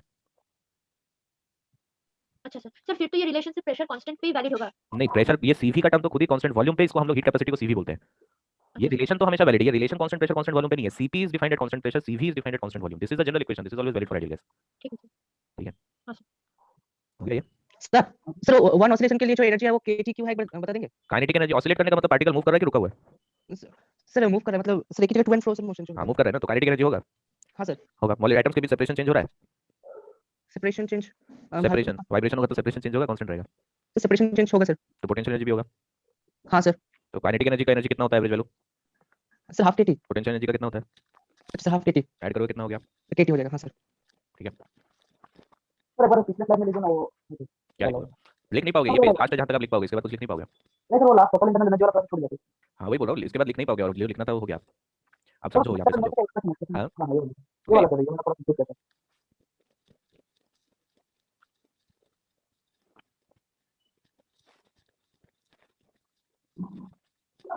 हो गया ये हां सर तो देखो कुछ जनरल चीजें यहाँ पे जो आप ध्यान रख सकते हो लेकिन फिर से बोल रहा हूँ सिर्फ रट्टा मारने से काम नहीं चलेगा ठीक है चाहे वो जेई मेंस हो एडवांस हो केवीपी हो कुछ हो याद करने से काम नहीं चलता चीजों को समझो कैसे आ रहा है सब जो ऑब्वियसली याद भी रखना है और समझना भी है ठीक है दोनों चीजें पैरेलली चलना चाहिए जब आप मेंस का एग्जाम देते हो तो याद रखने की कैपेसिटी थोड़ा सा ज्यादा होना चाहिए समझने से और एडवांस का एग्जाम देते हो तो समझने की कैपेसिटी बहुत ज्यादा होना चाहिए याद रखने से ये डिफरेंस है एग्जाम्स में केवीपी में दोनों पैरेलली चलते हैं याद भी रखना है समझना भी है और देखो मोनो एटॉमिक गैसेस हो सकता है आपको एग्जाम में मोनो एटॉमिक भी बोल सकता है या जैसे कोई भी गैस दे सकता है तो आपको बोल दिया नियॉन गैस हीलियम गैस है ना तो सब मोनो एटॉमिक गैसेस है तो मोनो एटॉमिक गैसेस में क्या क्या डिग्रीज ऑफ फ्रीडम हो सकता है ट्रांसलेशन 3 होगा एक्स वाई जेड 3 एक्सिस के जा सकता है एक पार्टिकल की तरह ट्रीट करे तो रोटेशनल एनर्जी कुछ होगा नहीं और वाइब्रेशन होता नहीं है पार्टिकल का ठीक है एक पार्टिकल का वाइब्रेशन कब हो सकता है क्या पार्टिकल का कभी वाइब्रेशन तो बाकी हाँ वो तो हुआ तो वाइब्रेट क्या चीज? नहीं हो सकता कभी नहीं हो सकता सोच के बताओ सर पार्टिकल नहीं रियल गैस कंस्टिट्यूट में तो होगा सर क्योंकि मैं क्या उनमें पूछ क्वेश्चन मैं बोल रहा हूँ पार्टिकल का कभी वाइब्रेशन हो सकता है मैंने ये तो नहीं बोला कैसे हाँ सर पार्टिकल का हो सकता है सॉलिड्स में हो सकता है हाँ सर एक सॉलिड को एनर्जी दोगे तो ऑब्वियसली पार्टिकल्स मतलब पार्टिकल्स मतलब किसका बात कर रहे हैं एटम्स की बात कर रहे हैं तो जो भी एटम्स है या मॉलिक्यूल्स है वो तो अपनी जगह पे बस ऑसिलेट करेगा ना वाइब्रेट करेगा ट्रांसलेट और रोटेट तो करेगा नहीं सॉलिड्स में नहीं सर है ना तो थोड़ा सा दिमाग खुला रखना है केफ में जाओगे इंटरव्यू में थोड़ा सा दिमाग खुला रखो आपको पूछिए आप हीट तो बहुत ही पूछता है वहाँ पे हीट वाला चैप्टर बहुत इंपॉर्टेंट क्योंकि यहाँ से क्या है ना बहुत अच्छा क्वेश्चन बन सकता है और ऐसा नहीं कि कोई कैलकुलेशन और ये नहीं बहुत बेसिक सा फंडामेंटल चीज आपका अंडरस्टैंडिंग कितना है सब्जेक्ट में वो सब चीजें बनता है अभी देखो आपको मॉलिक्यूलर डिस्ट्रीब्यूशन पढ़ रखे हो ना केमिस्ट्री 3 बेसिक क्वेश्चन पूछूंगा अभी बता नहीं पाओगे तो वाइब्रेशन मोड हमारे पास वाइब्रेशन एनर्जी यहाँ पे गैस के लिए जब हम बात कर रहे हैं मोनो एटॉमिक गैसेस तब 0 है सॉलिड्स में 0 नहीं होता है ये एनसीईआरटी में लिखा हुआ है ये सब चीज आपको एनसीईआरटी का इंपॉर्टेंस पता चलेगा धीरे धीरे एनसीईआरटी में ये चीज क्लियरली मेंशन है देखना सॉलिड्स के लिए क्या होता है डिग्रीज ऑफ फ्रीडम वाटर के लिए डिग्रीज ऑफ फ्रीडम क्या होता है और गैसेस के लिए क्या होता है गैसेस में कभी भी मोनो एटॉमिक में वाइब्रेशन एनर्जी नहीं होता देखो यहाँ पे डिग्रीज ऑफ फ्रीडम पता चल गया ट्रांसलेशन पता है rotation is 0 vibration is 0 total energy क्या हुआ ट्रांसलेशन के लिए एक मोड के लिए हाफ केटी होता है हाँ तो टोटल 3/2 केटी हो गया क्या मैं 3/2 केटी किसके लिए आया एक मॉलिक्यूल के लिए पूरे गैस के लिए सर एक मॉलिक्यूल एक मॉलिक्यूल के लिए अगर n नंबर ऑफ मोल्स के लिए करेंगे तो टोटल क्या हाफ एनआरटी से मल्टीप्लाई कर सकते हैं हाँ हाँ सर ये चमत्कार कैसे हुआ देखो हाफ केटी का वैल्यू हाफ एनआरटी मैंने कैसे लिख दिया कैसे लिखा इसमें से के को r/n लिख सकते हैं r by n लिख सकते हैं और n नंबर ऑफ मोल्स के लिए सॉल्व कर रहे हैं तो कर सकते हैं इसे हाँ सर ठीक है ये सब चीज में कंफ्यूजन नहीं होना चाहिए तो हाफ केटी अगर हाफ केटी में यहाँ पे लिखता तो एक मॉलिक्यूल के लिए होता है n नंबर ऑफ मोल्स के लिए हाफ एनआरटी हो गया तो 3/2 एनआरटी हमारे पास टोटल इंटरनल एनर्जी हो गया एक मोनो एटॉमिक गैस का तो एक मोनो एटॉमिक गैस का जो टोटल इंटरनल एनर्जी होता है वो सिर्फ उसका काइनेटिक एनर्जी होता है ठीक है तो सीवी का वैल्यू क्या लिखेंगे इंटरनल एनर्जी तो पता चल गया तो internal energy divided by number of moles divided by temperature 3/2 R हो जाएगा हाँ सर है ना यहाँ तक मोलर वैल्यूज लिख रहा हूं मैं सीपीसीवी का यहाँ पे ठीक है तो मोलर वैल्यूज लिखने तो पर यूनिट मोल करना पड़ेगा ये तो इंटरनल एनर्जी पता है तो divide by number of moles divided by temperature 3r/2 एक बार सीवी पता चल गया सीपी के लिए प्लस प्लस आर कर दो इसमें ऐड कर दो आर को 5r/2 हो गया सीपी सर वो सीवी कैसे लिखे sir internal energy divided by number of moles divided by temperature अच्छा हाँ यहाँ पे देखो internal energy divide by number of moles divide by temperature हाँ सर ठीक है डायटोमिक गैस यहाँ पर फिर डायटोमिक गैस में वाइब्रेशनल पोर्शन हो भी सकता है नहीं भी हो सकता अगेन वाइब्रेशन का इसमें पहला क्वेश्चन मान लेता हूं नहीं है वाइब्रेशन उसके बाद में एक एज्यूम कर लेता हूं let us say there are V vibrational modes ठीक है ध्यान रखना फिर से बोल रहा हूं वाइब्रेशन मोड्स का वैल्यू इंपॉर्टेंट नहीं है ठीक है क्वेश्चन किस तरह से आता है मैं आपको बताऊंगा यहाँ पे क्वेश्चन ऐसा नहीं वाइब्रेशन मोड आपको पता होना ऐसा कोई जरूरी नहीं है अगर मान लो वाइब्रेशनल मोड कंसीडर नहीं कर रहे हैं, फिर से बोल रहा हूं एग्जाम में अगर नहीं लिखा है वाइब्रेशनल मोड के बारे में कुछ भी तो कंसीडर नहीं करना फिजिक्स में, ठीक है। तो मान लो डायटोमिक गैस है, तो डायटोमिक गैस में कैसा भी गैस हो आपका ट्रांसलेशनल डिग्री ऑफ फ्रीडम तो 3 रहेगा ना, एक्स वाई जेड 3 डायरेक्शन में जा सकता है। लेकिन रोटेशन को अगर आप ध्यान से देखो यहाँ पर तो ये एक डंबल जैसा स्ट्रक्चर है, तो मान लो एक्स एक्सिस वाई एक्सिस और जेड एक्सिस है, क्या एक्स एक्सिस के अलग कोई भी मोमेंट ऑफ इनर्शिया आएगा? नहीं सर। नहीं नहीं सर। आएगा। पार्टिकल्स तो एक्सिस पे लाई कर जाएगा तो मोमेंट ऑफ इनर्शिया 0 हो जाएगा। तो इसका मतलब rotational kinetic energy about x axis is 0 है ना। y के अलग रहेगा मोमेंट ऑफ इनर्शिया, मतलब रोटेशनल काइनेटिक एनर्जी रहेगा y एक्सिस के अलग और z एक्सिस के अलग भी रहेगा। तो total degrees of freedom rotation का क्या 2 हो गया, x एक्सिस के अलग, सॉरी y और z के अलग। हाँ सर। हाँ सर। ठीक है, वाइब्रेशन अभी अगर कंसीडर नहीं कर रहे हैं फॉर द टाइम बिंग, तो टोटल एनर्जी देखो क्या लिखोगे, ट्रांसलेशन का हो गया 3 * हाफ एनआरटी, डायरेक्टली समझ में आ रहा है, एनमोल्स के लिए हाफ एनआरटी से मल्टीप्लाई हो रहा हाँ सर। है, रोटेशन के लिए 2 * हाफ एनआरटी, टोटल कितना हो गया 5 * हाफ एनआरटी हो गया। हाँ सर। हाँ सर। ठीक है, तो अगर इंटरनल एनर्जी पता चल गया, सीवी कैसे आएगा, इंटरनल एनर्जी पता है, पर यूनिट मोल निकाल रहे हैं मोलर वैल्यू, तो divide by number of moles divide by temperature 5r/2। ठीक है, और अगर सीपी चाहिए तो प्लस आर कर सकते हैं। Seven hundred. ठीक है, अगर मान लो कि वाइब्रेशनल मोड होता तब वहां पे क्या लिखते हैं, ट्रांसलेशन का 3 रहता, रोटेशन का 2 रहता, मान लो वाइब्रेशन का v डिग्रीज ऑफ फ्रीडम है, तो 3 * half NRT plus 2 * half NRT 5 * half NRT हो गया। और वाइब्रेशन के लिए क्या v * एनआरटी होता, हाँ सर, इंटरनेट सर। हाफ नहीं होता यहाँ पे, है ना। तो ये हो जाता है हमारे पास 5/2 plus v times of NRT, ये होता। ठीक है, तो अब अगर आपको इंटरनल एनर्जी निकालना हो तो क्या करोगे, पर यूनिट मोल, सॉरी अगर इंटरनल एनर्जी पता है, सीवी निकालना है, पर यूनिट मोल निकालेंगे, मोलर वैल्यू n से डिवाइड कर दो, t से डिवाइड कर दो, तो ये आ जाएगा हमारे पास 5/2 प्लस v * r, ये आएगा। सीपी निकालना है, इसमें प्लस आर कर सकते हो। ठीक है, तो बस फर्क ये पड़ेगा कि वाइब्रेशनल मोड अगर प्रेजेंट है तो उसके लिए ध्यान रखना हाफ एनआरटी नहीं होता है, एनआरटी टाइम्स होता है, एक वाइब्रेशनल मोड का जो average energy that is NRT या फिर केटी। क्लियर है यहाँ तक? हाँ, sir rotational degree of freedom कैसे होता मोमेंट ऑफ इनर्शिया पता है, मोमेंट ऑफ इनर्शिया, है? हाँ सर। अगर मान लो एक्स एक्सिस, एक पार्टिकल यहाँ पर, एक पार्टिकल यहाँ पर है, कनेक्टेड बाय लाइट रॉड, बताओ ऐसे घूम रहा है तो मोमेंट ऑफ इनर्शिया कितना कितना होगा moment of inertia? Moment of inertia बताओ कितना है इस दो पार्टिकल्स का? 0 है, इस पर लाइट कर रहा है, तो मोमेंट ऑफ इनर्शिया 0 है, तो काइनेटिक एनर्जी कितना हो गया? 0। 0। अगर इस एक्सिस के अबाउट घूम रहा होता तो क्या मोमेंट ऑफ इनर्शिया 0 होता? नहीं सर। नहीं सर। तो काइनेटिक एनर्जी 0 नहीं होता, इस एक्सिस के अबाउट घूमता तो क्या होता? सर पॉइंट ऑफ व्यू नहीं होता। नहीं होता। तो कितना मोशन है यहाँ पे जिसके अबाउट मोमेंट ऑफ इनर्शिया आ रहा है, काइनेटिक एनर्जी आ रहा है, एक्स वाई जेड तीन एक्सिस है, तो 2 आ रहा है, तो मोमेंट डिग्री ऑफ फ्रीडम 2 होगा। सर डिग्री ऑफ फ्रीडम किसी भी गैस मॉलिक्यूल का 3 से ज्यादा हो सकता है क्या? वाइब्रेशनल मोड 3 से ज्यादा हो सकता है। वाइब्रेशन मोड बहुत तरह का होता है, आप पॉलीएटॉमिक में हायर मॉलिक्यूल्स पे जाओगे तो ये बहुत ही कॉम्प्लिकेटेड चीज है, इसलिए तो वो पढ़ नहीं रहे हम लोग यहाँ पे। जैसे मॉलिक्यूल है, या ऐसे वाइब्रेट कर सकता है, ऐसे कर सकता है, ये दोनों ऐसे ऐसे वाइब्रेट कर सकते हैं, ठीक है, into the screen out of the screen ऐसे वाइब्रेट कर सकता है, बहुत तरीके का पॉसिबल मोड है। ये तो मैं 3 के लिए बता रहा हूँ, 4 में जाओगे तो और ज्यादा आएगा। ठीक है सर, हाँ, सर इसका मतलब डायटोमिक में वाइब्रेशनल हो भी सकता है, नहीं भी हो सकता है? वाइब्रेशन हाई टेंपरेचर पे हमेशा ही होगा, मोनोएटॉमिक में वाइब्रेशन कभी नहीं होता, मोनोएटॉमिक से ऊपर जाओगे तो वाइब्रेशन हमेशा होगा, but at high temperatures. Sir तो हम डायटोमिक में 2 केस ले रहे हैं कि एक में वाइब्रेशन होगा, एक में नहीं होगा, सर हाँ। पॉलीएटोमिक में हमेशा हो रहा है। नहीं ऐसा जरूरी नहीं है, पॉलीएटॉमिक में, यहाँ पे पॉलीएटॉमिक में आपको ऐसे स्पेसिफिकली पूछा जाएगा, वाइब्रेशन नेगलेक्ट करने बोलेगा तो v0 पुट कर देना। ओह ठीक है सर। ठीक है, जैसे ट्राइएटॉमिक के बारे में अगर हम लोग बात करें तो ट्राइएटॉमिक में भी आपका ट्रांसलेशनल डिग्री ऑफ फ्रीडम तो 3 रहेगा, लेकिन रोटेशन इस बात पे डिपेंड करता है मॉलिक्यूल लीनियर है या नॉन लीनियर है। ठीक है, तो जैसे ये सब कुछ मॉलिक्यूल्स इंपॉर्टेंट होता है, जैसे डायटोमिक में नाइट्रोजन मॉलिक्यूल, एयर में बता सकते हो नाइट्रोजन का कितना परसेंटेज होता है? 78%, अराउंड 78%। वाटर मॉलिक्यूल एक non linear molecule, water molecule में कितना एंगल होता है बॉन्ड्स के बीच में? 104। कार्बन डाइऑक्साइड में 180 डिग्री। पानी की डिग्री। रूम टेंपरेचर पे एयर में नाइट्रोजन मॉलिक्यूल का कितना स्पीड होता है, आरएमएस स्पीड? बस गए। फॉर्मूला नहीं पूछ रहा, वैल्यू बताओ। फॉर्मूला नहीं पूछ रहा, वैल्यू पूछ रहा, वैल्यू। रूम टेंपरेचर पे एयर में नाइट्रोजन मॉलिक्यूल का आरएमएस स्पीड क्या होता है? मैं तो कैलकुलेट करना पड़ेगा सर। कैलकुलेट करना पड़ेगा, तो इंटरव्यू से बाहर निकाल देगा फिर वो केवीपीआई में। एयर कितना इंपॉर्टेंट है हमारे लिए, एयर के बारे में जिस मॉलिक्यूल का परसेंटेज सबसे ज्यादा उसके बारे में नहीं जानते। एयर हम ब्रीथ इन कर रहे हो, एयर है ना, हम लोग ब्रीथ तो कर रहे हैं, एयर में ब्रीथ कर रहे हैं, तो जैसे एयर के बारे में आप साइंस के स्टूडेंट हो कुछ तो थोड़ा एयर के बारे में भी जानो। रूम टेंपरेचर पे पूछ रहा, स्पीड साउंड का स्पीड से ज्यादा आता है कम आता है? कोई गेस बता दो, साउंड का स्पीड से ज्यादा होता है कम होता है? ज्यादा होता है साउंड का स्पीड से। नाइट्रोजन मॉलिक्यूल्स का स्पीड 470 मीटर पर सेकंड के आसपास होता है सर ना, सुपरसोनिक स्पीड से मूव करते हैं मॉलिक्यूल्स। ठीक है, लेकिन अगर इतना स्पीड से मूव कर रहा है तो रूम का एक कोने में परफ्यूम स्प्रे मारते हो तो दूसरे कोने में तुरंत स्मेल क्यों नहीं आता है? तो मतलब डिफ्यूज करता है मतलब, हां, तो डिफ्यूज करता है ना मतलब, डिफ्यूज करता है। कैसे डिफ्यूज करता है जी? तो यूनिफॉर्म स्प्रे रहता है तो ऐसे नहीं, इसलिए बोलता हूं याद मत करो, आप लोग याद करते रहते हो चीजों को बैठ के। मोशन बहुत रैंडम होता है गैस मॉलिक्यूल्स का, तो हाँ। इस वजह से रैंडम होने से क्या हो गया? दूसरे कोने तक नहीं पहुंच पा, जल्दी नहीं पहुंचेगा, कहीं और चला जाएगा। कोलिजन होता है तो एवरेज है तो सब मॉलिक्यूल्स तो उस स्पीड से नहीं मूव कर रहे। हाँ एवरेज ठीक है, कोई 470 से मूव कर रहा होगा तो कुछ मॉलिक्यूल ऐसा भी होगा जो 1000 मीटर पर सेकंड से भी मूव कर रहा होगा, तो फिर तुरंत स्मेल आना चाहिए ना रूम के दूसरी तरफ भी परफ्यूम का। मॉलिक्यूल डायरेक्ट नहीं जाता है, वो तो ब्राउनिंग मोशन करते हुए इधर ब्राउनियन मोशन करते हुए। अच्छा देखो, एक बात तो ये चीज दिमाग में अच्छे से बैठा लो, आप लोग जो केवीपीआई कर रहे हो ना, इंटरव्यू में कोई भी ऐसे नहीं, सब टर्मिनोलॉजीज मत फेंको लोग के सामने, इंटरव्यू के सामने, है ना। ये सब बड़े बड़े टर्म्स क्या है ना, ये सब स्टूडेंट्स बोल तो देते हैं, लेकिन फिर वो पकड़ लेगा कोई सब टर्म्स में। बहुत सोच समझ के टर्म्स बोलो, टर्म्स बोलने से आपका इंप्रेशन अच्छा बनेगा ऐसा कभी मत सोचना, ये बहुत गलत है। टर्म्स अगर कोई भी टर्म बोल रहे हो तो सोच समझ के, आपको अगर मतलब पता है उस चीज का तभी वो टर्म्स बोलना, वरना फंस जाओगे बुरी तरह। समझ में आ रही बात? आप एक बहुत अच्छा से केक बना दिया, उसको सजा के आप वहाँ पे ले गए और आपसे पूछ लिया बताओ बना कैसे ये केक, आपको पता ही नहीं है ना। बड़े बड़े वर्ड फेंकने से काम नहीं चलेगा वहाँ पे इंटरव्यू के सामने। कुछ भी वर्ड्स बोलो, मतलब पता है तो बोलो, वरना मत बोलना इस वर्ड्स। ब्राउनियन मोशन पकड़ लेगा आपको, ब्राउनियन मोशन में फ्लूइड मैकेनिक्स में भी ले जाएगा, फिर यहाँ से पकड़ के पूरा घूम जाओगे इंटरव्यू में। सर हाँ। सर वो परफ्यूम स्प्रे होने से तो मॉलिक्यूल्स का मास तो बढ़ जाएगा ना? मॉलिक्यूल्स का मास बढ़ जाएगा। तो परफ्यूम्स तो मॉलिक्यूल्स के साथ अटैच होके तो जाएगा तो मास तो ना। दूसरे साइड में क्यों नहीं जा रहा है, ये बात करें। दूसरे साइड में तुरंत नहीं जाता है क्योंकि लिक्विड ड्रॉपलेट्स के फॉर्म में होता हाँ है। परफ्यूम का स्प्रे तो लिक्विड ड्रॉपलेट्स के फॉर्म में होता है। हाँ, तो फिर स्मेल कैसे जाता है दूसरी तरफ? तो मतलब आप बोल रहे हो नीचे जमीन पे गिर जाना चाहिए? नहीं सर वो स्प्रेड होकर बॉडी पे आ जाता है। नहीं एयर में परफ्यूम स्प्रे मारो, अपने ऊपर मत मारो, एयर में मारो। अपने ऊपर मारने नहीं बोल रहा हूँ, एयर में स्प्रे करो तो दूसरी तरफ स्मेल जाएगा ना धीरे धीरे। अरे रूम स्प्रे जानते हो ना, रूम स्प्रे? हाँ सर हाँ, तो तुरंत स्मेल नहीं जाता एक साइड से एक तरफ से दूसरी तरफ, टाइम लगता है कुछ उसको। हाँ सर। अब कोई बोल देगा तो वो डिफ्यूजन diffusion होता है। होता हाँ है। डिफ्यूजन, निकाले मुझसे डिफ्यूजन वर्ड। अब डिफ्यूजन वर्ड में एक क्वेश्चन पूछूंगा, नहीं बता पाओगे कोई भी। ऐसे वर्ड बार बार बोल रहा हूँ, वर्ड्स मत फेंको ऐसे, एग्जाम में फंस जाओगे पूरी तरह। डिफ्यूजन के बारे में सब पता है आपको? ग्राम्स लॉ बता सकते हो डिफ्यूजन का मेरे को? हाँ sir, rate of diffusion inverse proportional to 1 by root over density. Prove करके बताओ तो जरा कैसे आएगा? हो गया, डेफिनेशन रटा हुआ था, बोल दिया, हो गया। समझो इस बात को, समझो, ऐसे नहीं होता है साइंस। वर्ड फेंकने से नहीं चलता है काम, बड़े बड़े वर्ड्स बोल दिया, हो गया। ग्राम्स लॉ का प्रूफ नहीं बता पा, ग्राम्स लॉ का चलो प्रूफ छोड़ो, मेरे को एक एप्लीकेशन बताओ तो प्रैक्टिकल। बताओ प्रैक्टिकल एप्लीकेशन बताओ ग्राम्स लॉ का, कहाँ यूज करते हैं? दो गैस में अगर अलग-अलग उसका मतलब मास हुआ तो उनको सेपरेट कर सकते हैं हम लोग। कोई एप्लीकेशन बताओ कहाँ यूज होता है ये? सर स्मोक ग्रेनेड में यूज होता है सर, कहाँ पे? जितना जल्दी होता है जितना हटा सकते हो। स्मोक ग्रेनेड्स में? अच्छा, स्मोक ग्रेनेड्स में वो हो सकता है। वो एक्चुअली मैं ये जो प्रोसेस बताया मैं उस पे एग्जांपल पूछ रहा हूँ। स्मोक ग्रेनेड्स में वो दो अलग अलग पार्टिकल्स का स्पीड को सेपरेट, मतलब डिफरेंट स्पीड वाले पार्टिकल्स को सेपरेट करने का तो फेनोमेनन नहीं है वहाँ पे जो पार्टिकल बाहर डिफ्यूज हो के आ रहा है बिकॉज़ ऑफ प्रेशर डिफरेंस, वो अलग चीज है। लेकिन ये जो बोला एग्जांपल कि दो अलग अलग स्पीड वाले पार्टिकल्स को सेपरेट कर सकते हैं, इसका कोई एग्जांपल पूछ रहा हूँ मैं। हाइड्रोजन और H2 और D2 को अलग कर सकते हैं हम लोग। क्यों करते हैं उसको अलग, क्या फायदा उसको अलग करके? सर D2 पे क्या बोलते हैं उसको, न्यूट्रॉन क्या बोलते हैं मॉडरेटर है ना, तो जो रेडियस से पावर नहीं यूज होता है सर, न्यूट्रॉन को स्टोर करने के लिए हेली वाटर में। आप समझ रहे हो आप क्या बोल रहे हो, और उसके बाद इंटरव्यूअर आपका क्या हालत करेगा? सर यार आपने जो बोला ये सब चीज अभी, आपको अगर इस पे क्वेश्चन को कुछ भी पूछ लेगा तो आपका क्या हालत होगा वहाँ पे? तो इसे छोड़ के क्या एप्लीकेशन बताएंगे कुछ ऐसे तो आप एप्लीकेशन अब आप बताएं कि हाइड्रोजन और ड्यूटेरियम को सेपरेट करते हैं, है ना? आपसे पूछा कि बताओ क्यों करते हैं, तो बोलो कि सर इसका क्यों करते हैं, या तो वो बोलो कि मुझे नहीं पता। लेकिन अगर बोल रहे हो कि हाँ ये पावर प्लांट में ये होता है और वो होता है, तो हो गया फिर आपका। या तो फिर उसके बारे में भी पता होना चाहिए।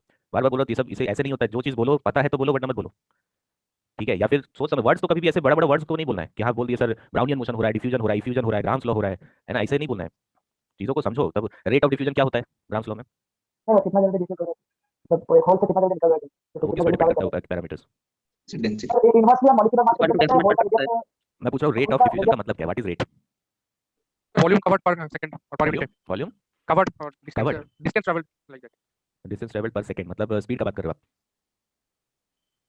ये बोल रहे हो ना, स्पीड का बात कर रहे हो ना? ऐसा ही तो हो जा रहा है। हाँ सर वैसे होता है सर। सही बोल रहे, स्पीड है वो, जो रेट आप बोलते हो ना वो आरएमएस स्पीड ही है, प्रोपोर्शनल टू आरएमएस स्पीड है वो। ये सब उस तरीके से आता है एग्जाम में, ऐसे पूछेगा, फिजिक्स में भी पूछेगा आपको आगे क्वेश्चंस, तो ऐसा फिर इसलिए बोल रहा हूं समझो चीजों को, ऐसे रट्टा मारने से कुछ नहीं होने वाला है।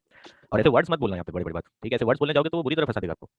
वो वही वर्ड्स बोलो, सोच समझ के बोलो, दिमाग को ठंडा रखो और सोचो कि आपको जो चीज मालूम है क्लियरली उसको बोलो, जो नहीं मालूम है वो वर्ड्स को अवॉइड करो। सर नाइट्रोजन का रूम टेंपरेचर में स्पीड कितना होगा? Around 470 metre per second average value. Sir इतना ज्यादा स्पीड होता है तो हमें पता क्यों नहीं चलता? क्योंकि वहाँ पे कोलिजन बहुत फ्रीक्वेंटली हो रहा है, एक सेकंड में आपको अराउंड मिलियंस ऑफ कोलिजन्स मिल जाएगा गैस मॉलिक्यूल्स में। तो इसका जो मीन फ्री पाथ है, आप लोगों ने सुना होगा कि कितना टाइम तक या कितना डिस्टेंस एक मॉलिक्यूल ऑन एन एवरेज बिना कोलिजन के मूव करता है ना, डिस्टेंस बिटवीन टू हाँ सर। सक्सेसिव कोलिजन्स, वो बहुत स्मॉल होता है ना, वो नैनोमीटर्स का रेंज में होता है। जैसे नाइट्रोजन मॉलिक्यूल्स के लिए आप एयर में देखोगे 70-80 नैनोमीटर, तो बहुत ही स्मॉल वैल्यूज है वो। तो ऑल्दो स्पीड ज्यादा है, लेकिन वो उस स्पीड से बहुत लॉन्ग डिस्टेंसेस मूव नहीं कर पा रहा है, ठीक है? वो बहुत ही हाँ स्मॉल सर। डिस्टेंस, बहुत ही स्मॉल टाइम इंटरवल के लिए, जिसको आप रिलैक्सेशन टाइम बोलते हैं, बहुत स्मॉल टाइम इंटरवल्स के लिए मूव करता है। रिलैक्सेशन टाइम इज अराउंड 10⁻⁸ -9 अच्छा तो इसीलिए वो बहुत इजीली आपको दूसरी तरफ रूम के मूव आउट होकर नहीं आ पाता है, तो आपको थोड़ा टाइम लगता है उसको इस तरफ आने में, दूसरी तरफ जाने में। तो इसलिए आपको कुछ टाइम इंटरवल मिलता है जब आप उस परफ्यूम को डिटेक्ट कर पाओ दूसरी तरफ, अच्छा सर ठीक है। ठीक है? अब आप सोचो कि ये डेटा मैंने कहाँ से बताया, सब ये सब आपका एनसीईआरटी में लिखा हुआ है। सर राहुल का कैसे करेंगे? देखेंगे कैसे करेंगे। देखो ये पॉलीएटॉमिक गैस, ट्राइटॉमिक गैस में क्या हो रहा है, हम लोग स्पेशली ध्यान रखना कि ये तो बहुत ही कॉमन से एग्जांपल्स है। जैसे कि अगर आपके पास देखो ट्रांसलेशनल डिग्री ऑफ फ्रीडम तो हमेशा 3 रहेगा, रोटेशन में यहाँ पे चेंजेस आएगा। जैसे हाइड्रोजन मॉलिक्यूल है तो obviously it is a non linear molecule, तो नॉन लीनियर मॉलिक्यूल में एक्स वाई जेड तीनों के along moment of inertia exist करेगा, जीरो नहीं होगा। समझ में आ रही है चीज? नॉन लीनियर है ना, तो एक्स वाई जेड तीनों के अलॉन्ग आएगा ना मोमेंट ऑफ इनर्शिया, हाँ सर। ठीक है? तो डिग्रीज ऑफ फ्रीडम 3 रहेगा रोटेशन का। लेकिन अगर लीनियर मॉलिक्यूल होता है, जैसे कार्बन डाइऑक्साइड एक लीनियर मॉलिक्यूल है, तो कार्बन डाइऑक्साइड के लिए क्या, जैसे मान लो एक्स एक्सिस के अलॉन्ग अगर इसका एक्सिस आप बना दो, तो एक्स एक्सिस के along again moment of inertia will be 0 carbon dioxide के लिए, हाँ सर। है ना? तो moment of inertia x axis के अलॉन्ग 0 हो गया, वाई और जेड के अलॉन्ग रहेगा, तो अगेन आप बोल सकते हो degrees of freedom will be 2, ठीक है? तो although it is triatomic but it is a linear molecule. Vibrational modes कुछ भी हो सकता है, तो लिख सकते हो टोटल इंटरनल एनर्जी। ट्रांसलेशन के लिए हो गया 3 × half NRT n number of moles के लिए, रोटेशन के लिए नॉन लीनियर में हो गया 3 × हाफ एनआरटी, वाइब्रेशन के लिए v × एनआरटी ऐड कर सकते हैं क्या? ठीक है, तो एक बार इंटरनल एनर्जी मिल गया तो divided by number of moles divided by temperature, वो हमको दे देगा cv का वैल्यू, प्लस आर करोगे तो cp मिल जाएगा। क्लियर है यहाँ तक? हाँ सर। इसी तरह से अगर लीनियर मॉलिक्यूल है तो निकाल सकते हो कितना होगा टोटल इंटरनल एनर्जी। हाँ सर।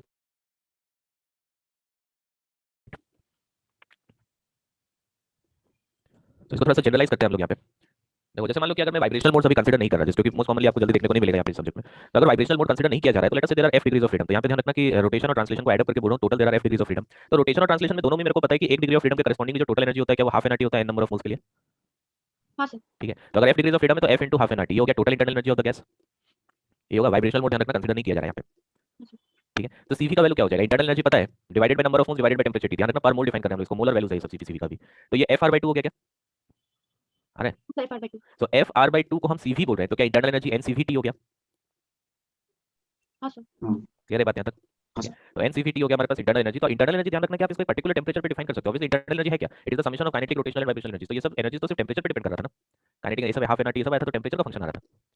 ठीक है, तो internal energy can be defined at a particular temperature, इसलिए इंटरनल एनर्जी को आप स्टेट फंक्शन बोलते हो। समझ में आ रही है चीज, एक पर्टिकुलर स्टेट, एक गैस का स्टेट डिफाइन करने के लिए क्या क्या वेरिएबल्स चाहिए आपको, प्रेशर, वॉल्यूम, टेंपरेचर, ये सब तो एक गैस का किसी भी एक इंस्टेंट पे टोटल जो भी पैरामीटर्स एसोसिएटेड है वो सब कुछ बताएगा ना आपको, गैस का टोटल प्रॉपर्टीज आपको पता है अगर प्रेशर, वॉल्यूम, टेंपरेचर पता है। ठीक है, तो इसीलिए एक इंस्टेंट पे हम लोग बोल सकते हैं कि मैं अगर मेरे को टेंपरेचर पता है गैस सिंपल का तो मैं इंटरनल एनर्जी लिख सकता हूं। तो इंटरनल एनर्जी इज NCVT, आप चाहो तो इसको डिफरेंशिएट कर सकते हो, डिफरेंशियल फॉर्म में इसको लिखा जा सकता है du = NCV/dt। This expression is valid for ideal gas. यहां तक क्लियर है क्या? हाँ सर। ठीक है, तो सीवी का एक्सप्रेशन आ गया हमारे पास FR/2, तो मैं सीपी निकाल सकता हूं, इसमें R ऐड करेंगे तो F+2/2 * R। तो इन दोनों मोलर स्पेसिफिक कैपेसिटीज का एक रेशियो है जिसको हम लोग गामा डिफाइन करते हैं, adiabatic constant which is CP/CV। तो इसका रेशियो आप देख सकते हो, दिस इज F+2/F। इसमें ये बहुत इंपॉर्टेंट है, यहां से क्वेश्चन काफी बनेगा। This is 1+2/F। आप यहां पे देख सकते हो कि अगर पर्टिकुलर गैस का डिग्रीज ऑफ फ्रीडम कम होता जाए तो गामा का वैल्यू इंक्रीज होता जाएगा। हाँ।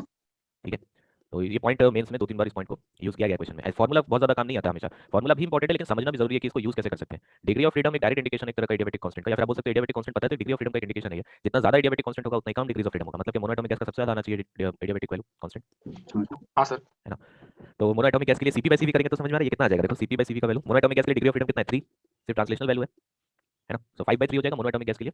हाँ सर 5/3 ठीक, डायटोमिक गैस के लिए डिग्री ऑफ फ्रीडम ध्यान रखना, वाइब्रेशन अभी कंसीडर नहीं कर रहे, तो डिग्री ऑफ फ्रीडम कितना हो गया हमारे पास, सर 5 हो जाएगा 5, तो 7/5 हो गया हमारे पास गामा का वैल्यू। तो ये गामा का जब हम वैल्यूज लिखते हैं यहाँ पर 5/3, 7/5, तो ये हम भूल जाते हैं बैक ऑफ द माइंड कि वाइब्रेशनल मोड यहाँ पे कंसीडर नहीं है। ठीक है, तो कभी इसका यूज पड़े तो ध्यान रखना जरूरी है कि जो आप गामा का वैल्यूज यूज कर रहे हो that those are valid only if vibrational energy is not present, it is neglected. अगर वाइब्रेशनल एनर्जी होगा उसके करेस्पॉन्डिंग भी डिग्रीज ऑफ फ्रीडम होगा तो ये 5/3, 7/5 नहीं आएगा। ठीक सर है, ये टोटल डिग्री ऑफ फ्रीडम है, ट्रांसलेशनल और अच्छा काइनेटिक टोटल। अच्छा तो यहाँ पे मैंने वाइब्रेशन नेग्लेक्ट कर दिया, वाइब्रेशन भी कंसीडर करोगे तो total degree of freedom change होगा। हाँ सर। ठीक है, सर हमें इन जनरल वाइब्रेशनल को सर नेगलेक्ट करके लेना होगा ना। जब तक नहीं बोला उसको कंसीडर नहीं करना फिर इसमें। ठीक है सर। सर गामा का कोई फिजिकल सिग्निफिकेंस है? अब गामा एक तरह का मतलब ऐसा नहीं है, गामा एक कांस्टेंट है बेसिकली, जो पॉलीट्रोपिक प्रोसेसेस होता है उसी का एक मतलब पॉलीट्रोपिक प्रोसेसेस में एक वेरिएबल होता है एक्स, जिसको हम पॉलीट्रोपिक कांस्टेंट बोलते हैं। तो गामा एक स्पेसिफिक वैल्यू है पॉलीट्रोपिक कांस्टेंट का, जहां पे हीट एब्जॉर्ब या heat exchange between the system and surrounding 0 हो जाता है। लैप्लास करेक्शन में तो ये यूज होता है। लैप्लास करेक्शन क्या है, तो न्यूटन ने साउंड के स्पीड के लिए फॉर्मूला दिया था, फिर लैप्लास ने बोला कि वो चेंज एडियाबैटिक है, क्यों बोला एडियाबैटिक है, तो वो तो याद नहीं, तो याद है पढ़ा था। हाँ, वहां पे लैप्लास में एडियाबैटिक माना जाता है इसको। ठीक है, तो ये मिक्सचर्स के लिए आपसे बहुत इंपॉर्टेंट है, जेईई में क्वेश्चन यहाँ से आएगा, हम लोग देखते हैं कैसे क्वेश्चन बनता है इसमें। देखो मिक्सचर्स के लिए आपको कभी भी गामा लिखने बोलेगा तो कैसे अप्रोच करेंगे, सीवी मिक्सचर पहले हम लोग लिख सकते हैं n1 CV1 + n2 CV2 divide by n1 + n2। ठीक है, इसी तरह से सिमिलरली हम सीपी का वैल्यू लिख सकते हैं और फिर ये रेशियो हमको गामा का वैल्यू दे देगा। ठीक है, लेकिन ऐसा नहीं है कि एग्जाम में आपको दो गैसेस दे दिया और आप यहाँ पे बस सीपी सीवी का वैल्यू पुट करके आंसर निकाल दिया, ऐसे नहीं पूछता क्वेश्चन। क्वेश्चन कैसे पूछेगा हम लोग देखते हैं, ये क्वेश्चन क्लियर है सबको, ये क्वेश्चन आई थिंक आपको मालूम है। हाँ सर। सर हाँ। Sir high range of temperature difference के लिए फिर गामा तो कांस्टेंट नहीं रहेगा ना, वाइब्रेशन एनर्जी जब इंक्लूड होगा। हाँ कांस्टेंट ही रहेगा ना, बस वहाँ पे चेंज हो जाएगा वैल्यू, जो भी रहेगा कांस्टेंट ही रहेगा वहाँ पे। हां वहां पे कांस्टेंट रहेगा पर 5/3 नहीं रहेगा। 5/3 नहीं रहेगा। हां बस। नेक्स्ट देखो यहाँ पे एनसीईआरटी से इक्वेशन करते हैं। जब आपको बोला एक flask contains argon and chlorine in the ratio of 2:1 by mass, the temperature of the mixture is 27 degrees Celsius, मतलब 300 Kelvin, then find the ratio of average kinetic energy per molecule। Argon और chlorine का average kinetic energy per molecule क्या होगा, बोलो क्या होगा answer.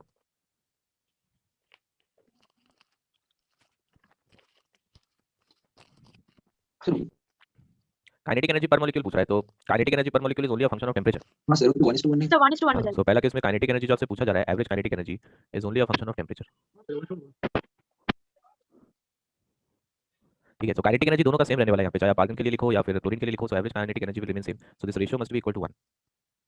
ठीक है, ऐसे को कैलकुलेट करने का नहीं है, काइनेटिक एनर्जी मतलब जो इंटरनल एनर्जी पूछ रहा है that is a function of temperature. ठीक है, टेंपरेचर सेम है तो obviously kinetic energy average value will remain same per molecule. Root mean square speed आपको पूछ रहा है। अब देखो काइनेटिक एनर्जी अगर आपको सेम मिल गया तो मैं काइनेटिक एनर्जी का एक्सप्रेशन जानता हूं कि एक मॉलिक्यूल का काइनेटिक एनर्जी का क्या वैल्यू होता है, हाफ mv/rms स्क्वायर होता है। हाँ सर। है ना, so half mass of argon Vrms for argon square is half into mass of chlorine into Vrms for chlorine का square। तो यहाँ से आपको Vrms का रेशियो पूछ रहा था, तो Vrms for argon divided by Vrms for chlorine, this will be mass of chlorine divided by mass of argon, इसका अंडर रूट, यही है क्या ग्राम्स लॉ, हाँ सर। हाँ सर। सिंपल सा चीज है। ठीक है, Vrms is proportional to rate, तो अभी आप बोलते हो rate of diffusion is inversely proportional to the mass, under root of mass. तो यहाँ पे क्लोरीन का मास आपको दिया हुआ है 70.9 और ये U क्या होता है सर ये ये है 10 यूनिट सर 1/10⁻27 kg। केजी। तो यहाँ पे इसको मल्टी में कन्वर्ट नहीं कर रहा हूँ क्योंकि रेशियो ले रहे हैं तो ऐसे भी कैंसिल आउट हो जाएगा वो। और आर्गन के लिए हमको दे रखा है 39.9 U, तो इन दोनों को सॉल्व कर सकते हैं हम लोग। ठीक है, हो जाएगा नहीं सॉल्व। सर यहाँ पे हमसे एनर्जी है वो एवरेज ट्रांजिशनल काइनेटिक एनर्जी है। हाँ? ये जो काइनेटिक एनर्जी है मतलब एवरेज ट्रांजिशनल काइनेटिक एनर्जी है ना। हाँ kinetic energy per molecule, average translational kinetic energy. हाँ सर। हो गया, ये समझ में आया क्या? हाँ सर। ठीक है, तो अब देखो यहाँ पे कहने को चैप्टर में बोल सकते हो कि जैसे ग्राम्स लॉ और डिफ्यूजन ये सब चीजें नहीं है, लेकिन अब देखो एनसीईआरटी में ही ये क्वेश्चन है आपके पेज नंबर 326 में क्वेश्चन है that uranium has two isotopes 235 और एक 238, now if both are present in uranium hexafluoride gas, ठीक है, then which would have a larger average speed. तो आपको एटॉमिक मास फ्लोरीन का दे दिया 19 units, estimate the percentage difference in speed at any temperature. तो यहाँ पे देखो एवरेज स्पीड पूछ रहा है, एवरेज स्पीड का फार्मूला आप लोग को पता है अंडर रूट 8 kT बाय होता है ना। तो यहाँ पे ये m क्या होगा, आप k टर्म यूज कर रहे हो तो m will be the mass of one molecule, लेकिन ये किसका कौन सा मॉलिक्यूल लेंगे, यूरेनियम का मॉलिक्यूल लेंगे या यूरेनियम हेक्साफ्लोराइड का मॉलिक्यूल लेंगे। यूरेनियम कौन से फॉर्म में प्रेजेंट है, आइसोलेटेड नहीं है, सिर्फ यूरेनियम एटम प्रेजेंट नहीं है, यूरेनियम हेक्साफ्लोराइड गैस एक मॉलिक्यूल है, ठीक है। तो जो मॉलिक्यूल मैं यहाँ पे कंसीडर कर रहा हूँ UF6, ये होगा यूरेनियम हेक्साफ्लोराइड। हाँ तो ये पूरा एक मॉलिक्यूल है। तो जब आप स्पीड कंपेयर करोगे तो स्पीड आप सिर्फ यूरेनियम का तो नहीं निकाल सकते ना, यूरेनियम तो सिर्फ आइसोलेटेड एक एटम की तरफ प्रेजेंट नहीं है, ठीक है। तो आप यूरेनियम हेक्साफ्लोराइड गैस का मॉलिक्यूल का एवरेज स्पीड निकालोगे। तो दो तरीके का मॉलिक्यूल है यहाँ पे, एक मॉलिक्यूल ऐसा है जिसमें यूरेनियम 235 प्रेजेंट है और एक मॉलिक्यूल ऐसा है जिसमें यूरेनियम 238 प्रेजेंट है, ठीक है। तो ये एवरेज स्पीड किसका निकाला जा रहा है, this is the average speed for uranium hexafluoride molecule. समझ में आ रहा है बात?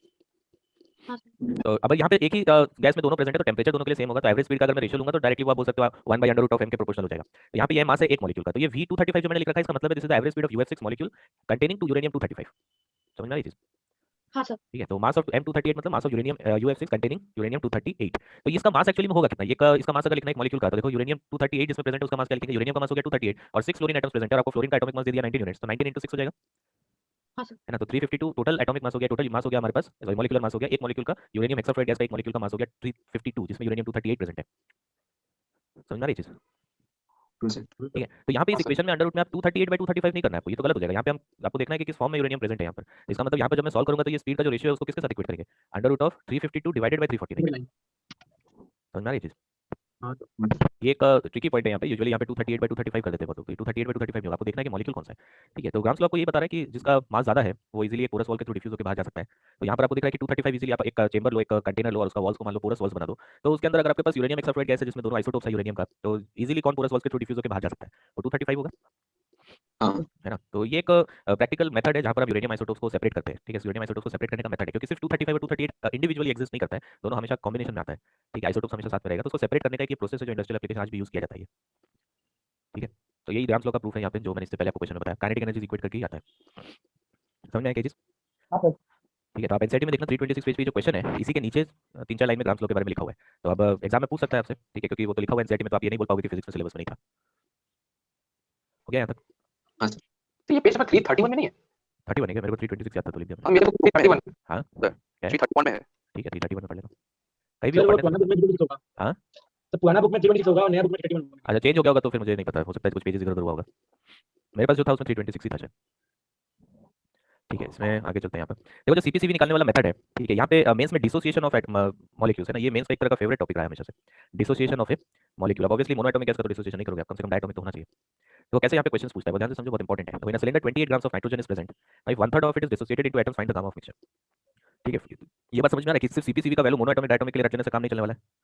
यहाँ पे क्या करोगे, सीपीसीवी का वैल्यूज का यहाँ पे जो पढ़े थे कुछ करोगे, उसका कोई फायदा होगा इससे डायरेक्टली, तो डायरेक्ट फायदा नहीं होने वाला है। समझ में आ रहा है बात? तो पढ़ो लेकिन थोड़ा सा समझ के पढ़ना है चीज़ों को। तो यहाँ पे देखो क्या, और आपको बोलते हैं एक नाइट्रोजन मॉलिक्यूल जैसे मान लो N2, तो जब ये डिसोसिएट होगा तो क्या एक मॉलिक्यूल डिसोसिएट होगा तो 2 एटम बनाएगा नाइट्रोजन का, हाँ हाँ सर। सर।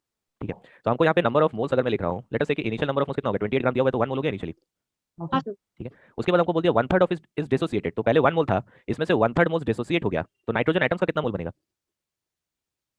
2/3 2/3 बनेगा, क्योंकि एक मॉलिक्यूल डिसोसिएट होता है तो 2 एटम बनाता है ना, तो अगर 1/3 मोल डिसोसिएट होगा तो 2/3 मॉलिक्यूल्स 2/3 एटम्स बनेगा, ठीक है। तो क्या देखो यहाँ पे फाइनली नंबर ऑफ मोल्स कितना हो गया, इस ये वाला वैल्यू भी हो गया हमारे पास 2/3, तो finally the number of moles is 4/3। So dissociation वाला क्वेश्चंस में नंबर ऑफ मोल्स कांस्टेंट नहीं रहता है, समझ में आ रही है, number of moles do not remain constant,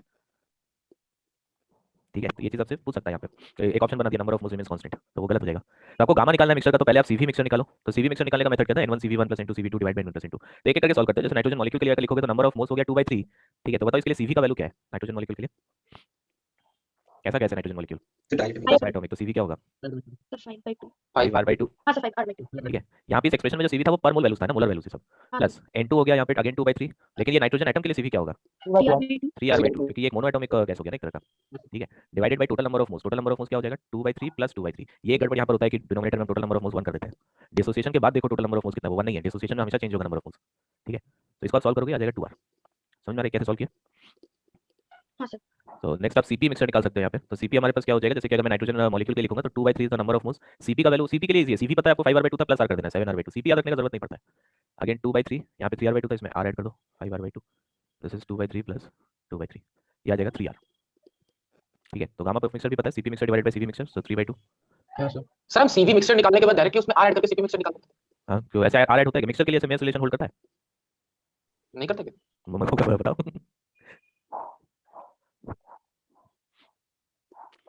बताओ आपको क्या लगता है, होल्ड करता है नहीं करता है? जैसे देखो सीपी मिक्सचर आपको लिखना था, ये N1CP1 प्लस N2CP2, दो टर्म्स रखता हूं फॉर द टाइमिंग। CP1 को मैं CV1 प्लस r लिख सकता हूं, ठीक है, N2 into CV2 plus r लिख सकता हूं। सर करता तो है। तो डाउट है तो कंफ्यूजन हटाना जरूरी है ना। N1CP1 N2CP2 plus N1 plus N2 into r हो गया ये, हाँ sir. Divide by N1 plus N2। तो ये पहला टर्म यहाँ पे क्या बन गया हमारे पास, CV मिक्सचर, और ये सेकंड टर्म बन गया r, हाँ सर। हाँ सर। है ना। डाउट में नहीं रहना है। आपके पास पेन है, कॉपी है, चलाओ पेन को जरा, कॉपी में देखो क्या आता है लिख के। पेन और कॉपी किस लिए है, उसको चलाना तो पड़ेगा ना कॉपी में, ठीक है। समझ में आ रहा है क्या? हाँ सर। हाँ सर। तो ये डिसोसिएशन वाला क्वेश्चन, हाँ सर यहाँ पे आपने जो पहले बोल रहे थे कि नंबर ऑफ मोल्स फिर कांस्टेंट नहीं रहेगा, वहाँ पे नंबर ऑफ मोल्स मतलब टोटल या फिर जो पहले थे सर वो? Total number of moles.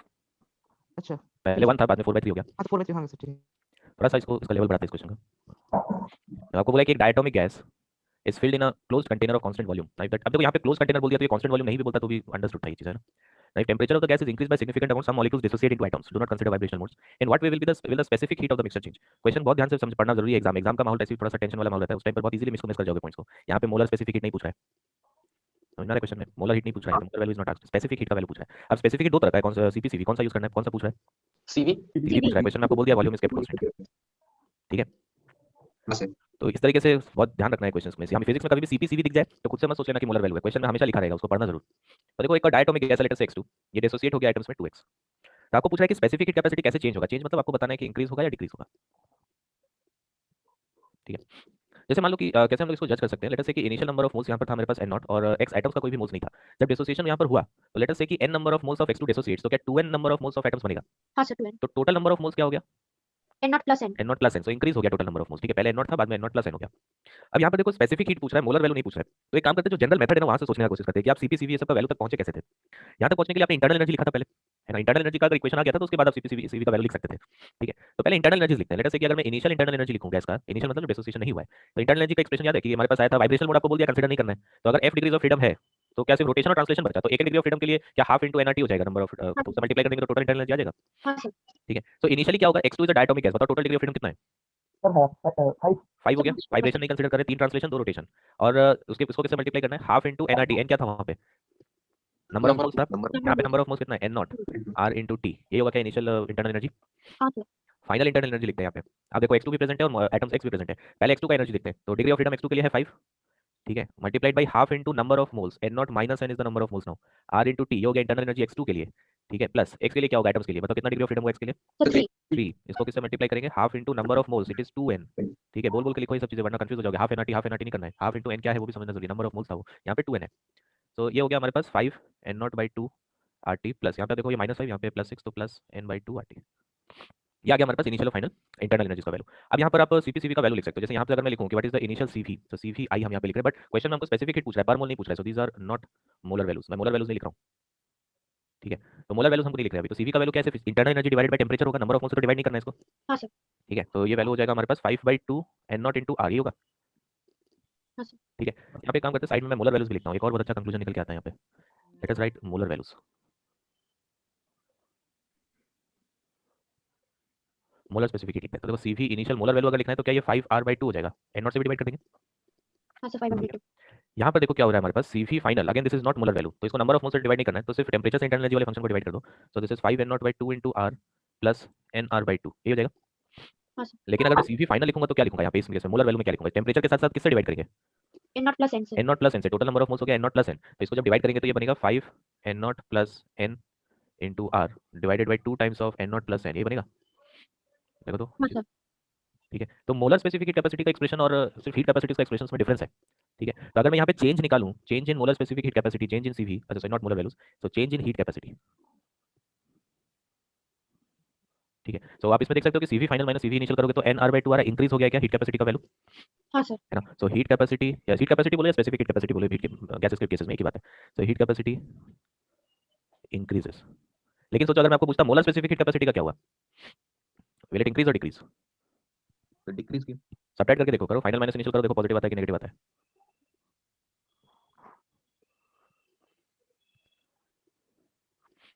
Sir negative आ रहा है।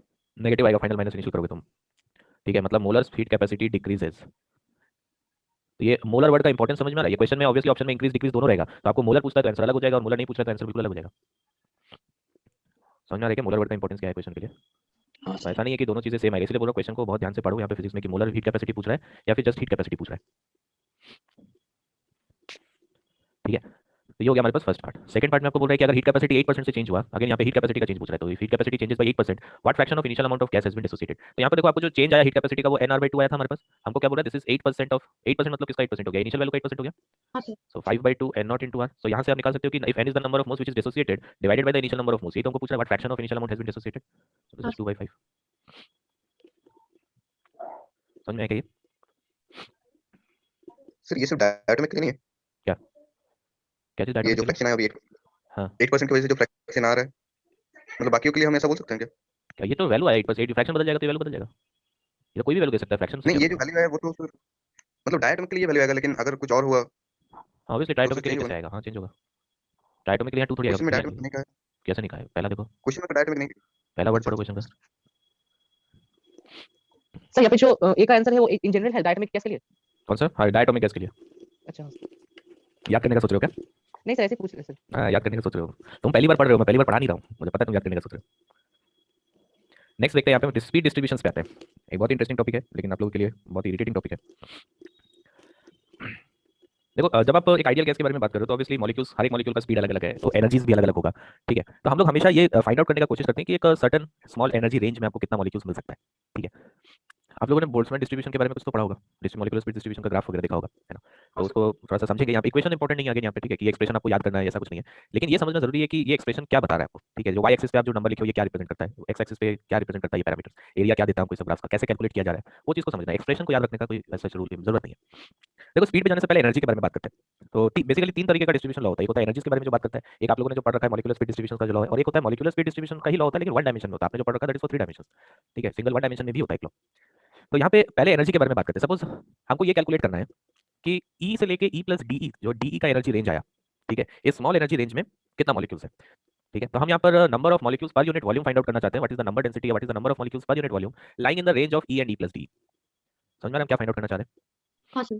ठीक है, तो हम एक टर्म डिफाइन करते हैं यहाँ पर NV, ठीक है, जो टर्म आपको y एक्सिस पे दिखाई दे रहा है। This NV is basically the number of molecules, ठीक है, per unit volume per unit energy, ये इसका डायमेंशन है, ठीक है। तो NV वर्ड का अपने आप में कोई डेफिनेशन नहीं है, लेकिन NV टर्म को जब मैं DE से मल्टीप्लाई कर देता हूं तब इस टर्म का सिग्निफिकेंस है, ठीक है। NV is a function such that NV into DE gives me the number of molecules per unit volume lying in the energy range of E to E plus DE। समझ में आ रही है ये बात? तो NP into D तो number density हो गया ना? नंबर डेंसिटी होगा, ये सब चीज समझना है तो ये यूनिट्स पे थोड़ा सा ध्यान दो, यूनिट्स पे ध्यान दो। NV का यूनिट है number of molecules per unit volume per unit energy, ठीक है। तो हम बोलते हैं NV is a function, NV का अपने आप में कोई डेफिनेशन नहीं है, ठीक है। NV is a function such that NV into DE, ठीक है। तो NV को DE से मल्टीप्लाई कर देंगे तो इसका यूनिट क्या बना? So molecules per unit पर volume. यूनिट वॉल्यूम, मतलब नंबर डेंसिटी हो गया ये, लेकिन आपने मल्टीप्लाई किया DE से, इसका मतलब कि हम NV को कैसे डिफाइन कर रहे हैं, NV is a function such that NV into DE gives me the number of molecules per unit volume lying between the energies E and E plus DE। हाँ हाँ सर. समझ में आया क्या बात? ठीक है, तो ये NV फंक्शन इस तरह से डिफाइन किया जाता है जो बोल्ट्जमैन डिस्ट्रीब्यूशन लॉ जिसको हम एनर्जी के लिए बोलते हैं, ठीक है। This is an expression for NV। समझ में आ रही है ये बात? हाँ सर. ठीक है, तो N0 यहाँ पर एक कांस्टेंट टर्म है, N0 का डायमेंशन क्या होगा बता सकते हो मेरे को? What is the dimension of N0? Sir जो NV का डायमेंशन होगा वही N0 का होगा. वही होगा, एक्सपोनेंशियल टर्म का तो कोई डायमेंशन नहीं होता है ना। हाँ सर. तो N0 का डायमेंशन क्या हो गया? Number of molecules per unit volume per unit energy. हाँ. ये हो गया, ठीक है। तो ये एक्सपोनेंशियल ग्राफ आपको याद है मैंने प्लॉट करना आपको बताया था कि जस्ट एक बार 0 पे देखो और एक बार इंफिनिटी पे देखो। तो यहाँ पे x एक्सिस में क्या प्लॉट कर रहे हैं? एनर्जी। तो एक बार इक्वल टू 0 पे देखेंगे, एक बार इक्वल टू इंफिनिटी पे देखेंगे। तो इक्वल टू 0 पे क्या NV का वैल्यू N0 हो गया, हाँ सर। और ये टेंडिंग टू इंफिनिटी पे 0 हो जाएगा, 0 की तरफ टेंड करेगा, इंफिनिटी पे जाएंगे जब, मतलब कि बहुत लार्ज इनफाइनाइट, मतलब एक हाइपोथेटिकल चीज हो गई बेसिकली कि इनफाइनाइट एनर्जी वाला जो पार्टिकल होगा उसका डेंसिटी इज ऑलमोस्ट 0, मतलब ऐसा पार्टिकल मिलने का चांस ऑलमोस्ट 0 है, ठीक है। हाँ सर. समझ में आया कि अभी एक्सप्रेशन क्या है? हाँ. ठीक है, तो अब इसे हाँ वैल्यू इनफाइनाइट होने पे NV का वैल्यू मतलब NV का वैल्यू बहुत कम हो जाएगा, इसका मतलब ऑलमोस्ट टेंडिंग टू 0 हो जाएगा, पार्टिकल मिलना मतलब ऑलमोस्ट नहीं पॉसिबल. लेकिन सर Possible जब नहीं, हाँ। वैल्यू 0 हो जाएगा हाँ। एनर्जी 0 तो सर एब्सोल्यूट टेंपरेचर पे होता है 0 केल्विन, वो भी तो सर पॉसिबल नहीं है. ठीक है, इस क्वेश्चन का आंसर मैं 5 मिनट बाद देता हूँ, ठीक है। ठीक है सर. ये क्वेश्चन जो पूछा बहुत अच्छा क्वेश्चन है ये मतलब आपका बेसिक अंडरस्टैंडिंग जो है ना केटीडी का या फिर ये मॉलिक्यूलर डिस्ट्रीब्यूशन वाला जो कर्व आपने पढ़ा है उसका बेसिक अंडरस्टैंडिंग पे आप क्वेश्चन पूछो तो ये क्वेश्चन अच्छे अच्छे स्टूडेंट्स को नहीं पता होता इसका जवाब स्टूडेंट्स का छोड़ो लोगों को नहीं पता होता तो देखते हैं इसमें मैं आपको 3 क्वेश्चन पूछता हूं यहाँ पे मेरे को उसका जवाब देना था आपका डाउट क्लियर होगा देखो मॉलिक्यूलर डिस्ट्रीब्यूशन के बारे में बात करते हैं जैसे अभी इससे पहले समझ में आया था एनवी इंटू डीवी क्या था ऐसे डीई क्या था हाँ सर उसी तरीके से अब यहाँ पे स्पीड डिस्ट्रीब्यूशन का एक फंक्शन हम लोग बना रहे हैं अगेन यहाँ पर भी हम एक फंक्शन डिफाइन करते हैं एनवी लेकिन अब हम क्या क्या फाइंड आउट करना चाह रहे हैं मैं एनर्जी फाइंड आउट नहीं करना चाह रहा हूं मैं स्पीड फाइंड आउट करना चाहता हूं तो मैं बोलूंगा NV is a function such that NV into DV will give me the number of molecules which are lying in the range of which are having speed between v and v plus dv एक ही जैसा चीज है क्या दोनों से पहले जो पढ़े और अभी जो पढ़ रहे हो हाँ सर हाँ ठीक है बस अब मैं एनर्जी पर यूनिट वॉल्यूम का बात नहीं कर रहा हूं यहाँ पे मैं एनवी को क्या बोल रहा हूं एनवी का डायमेंशन अब मैं बोल रहा हूं number of molecules per unit speed ठीक है वॉल्यूम वर्ड नहीं लिखा मैंने नीचे तो एनवी इंटू डीवी स्पीड से मल्टीप्लाई करोगे तो नंबर ऑफ मॉलिक्यूल्स मिलेगा समझ हाँ में हाँ ठीक है तो देखो ये एक वाई एक्सिस पे जो टर्म है एनवी उसका डायमेंशन क्या है या इसका ठीक डायमेंशन क्या number of molecules per unit speed है ये ठीक है और एक्स एक्सिस पे हमारे पास स्पीड तो अगर ये जो ग्राफ आपको दिख रहा है ये एनवी का ये फंक्शन है this is the equation of NV समझ में आ रहा है आप लोगों ने केमिस्ट्री में जो पढ़ रखा होगा आप लोग हो सकता है केमिस्ट्री में यहाँ पर फ्रैक्शन ऑफ मॉलिक्यूल्स पढ़ा होगा हाँ सर फ्रैक्शन ऑफ मॉलिक्यूल्स है ना दोनों देखो ध्यान से एक ही चीज है आपको एनवी इंटू डीवी मैं जो बोल रहा हूँ उसमें क्या मिल रहा है NV into DV is the number of molecules per unit speed या कितना मॉलिक्यूल्स है जो वी से वी प्लस डीवी का स्पीड रेंज में रहेगा ये है ना अब सोचो इसको अगर मैं डिवाइड कर दूं टोटल नंबर ऑफ मॉलिक्यूल्स से तो क्या मिलेगा फ्रैक्शन ऑफ मॉलिक्यूल्स मॉलिक्यूल्स जो फ्रैक्शन ऑफ मॉलिक्यूल्स मिल जाएगा तो आप देखो ध्यान से केमिस्ट्री में जो आपने एक्सप्रेशन पढ़ा है बस वो यहाँ पे ये कैपिटल एन का टर्म नहीं होगा बाकी सब सेम है अगर आपके केमिस्ट्री का नोट्स है तो आप अभी चेक कर सकते हो उसमें फ्रैक्शन ऑफ मॉलिक्यूल्स अगर पढ़ रहे हो तो यहाँ पे एन का टर्म नहीं होगा उसमें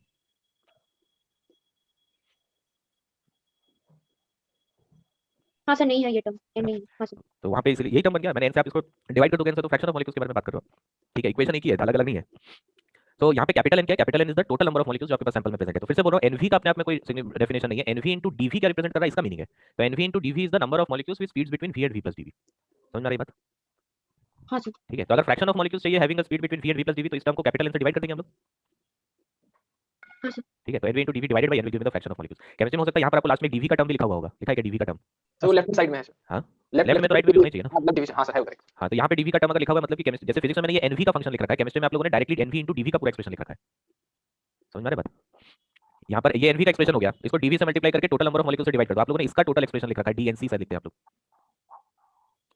ये चीज हो गया ना fraction of molecules directly like in speed between V and V plus DV हाँ सर हाँ सर ठीक है समझ में आ रहा है तो बहुत लोग बोलते हैं सर केमिस्ट्री में कुछ और पढ़ाया जा रहा है कुछ और पढ़ा रहा है सब एक ही चीज है बेटा कुछ अलग अलग नहीं पढ़ा रहा हूं मैं साइंस तो वही है ठीक है अब यही टर्म को जो लिखे ना NV into DV by N ये समझ में आ रहा है NV into DV by N क्या बन गया fraction of molecules having speed between V and V plus DV ठीक है इसी का एक फैंसी वर्ड है प्रोबेबिलिटी इसी को प्रोबेबिलिटी बोलते हैं कि क्या दिस फ्रैक्शन की जो टर्म यहाँ पर आ रहा है NV DV by N this is the fraction it is the probability that a molecule will have a speed in this range समझ में आया क्या ये क्वेश्चन हाँ सर ठीक है तो चलो ऊपर वाला देखिए करना हाँ पड़ेगा क्या चीज तो ऊपर वाले इक्वेशन में क्या सिग्निफिकेंस पता ये ऊपर वाली इक्वेशन का सिग्निफिकेंस ये तो एनवी एनवी इंटू डीवी का सिग्निफिकेंस है अब जैसे मान लो कि आपको पूछा जाए बताओ 0 से लेकर 300 मीटर पर सेकंड का रेंज में कितना मॉलिक्यूल्स है तो आप क्या करोगे आपको एक फंक्शन दिया गया एनवी ठीक है तो NV into DV this gives me the number of molecules और मेरे को निकालना है 0 से 300 के बीच में कितना मॉलिक्यूल्स है तो ये इंटीग्रेशन को क्या देगा number of molecules having speed like between 0 and 300 fraction of molecules चाहिए तो 1 by total number of molecules कर दो ये आपको फ्रैक्शन देगा कैसे फंक्शन किया रहेगा हां दिया रहेगा ऑब्वियसली हाँ सर। ठीक है यहां तक समझ में आया क्या आपको ये एक्सप्रेशन याद करने का जरूरत नहीं है ठीक है ये ऐसा नहीं कि इसको याद कर लो ये कोई नहीं पूछेगा आपसे सर ये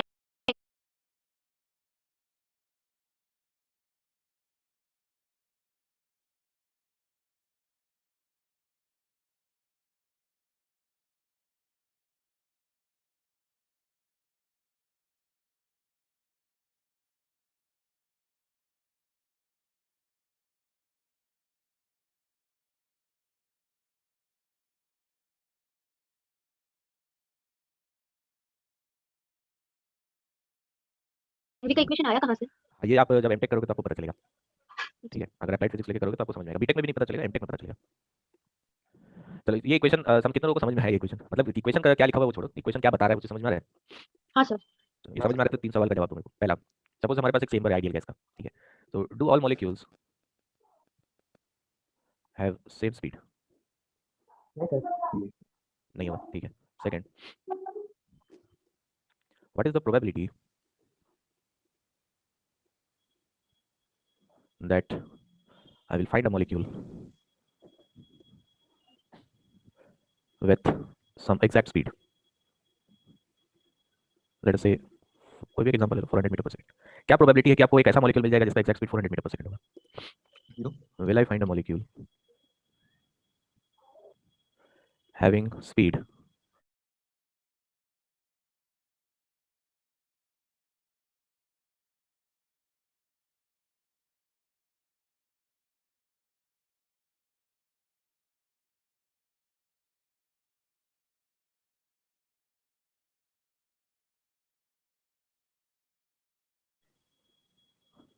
between 400 to 400.01 metre per second.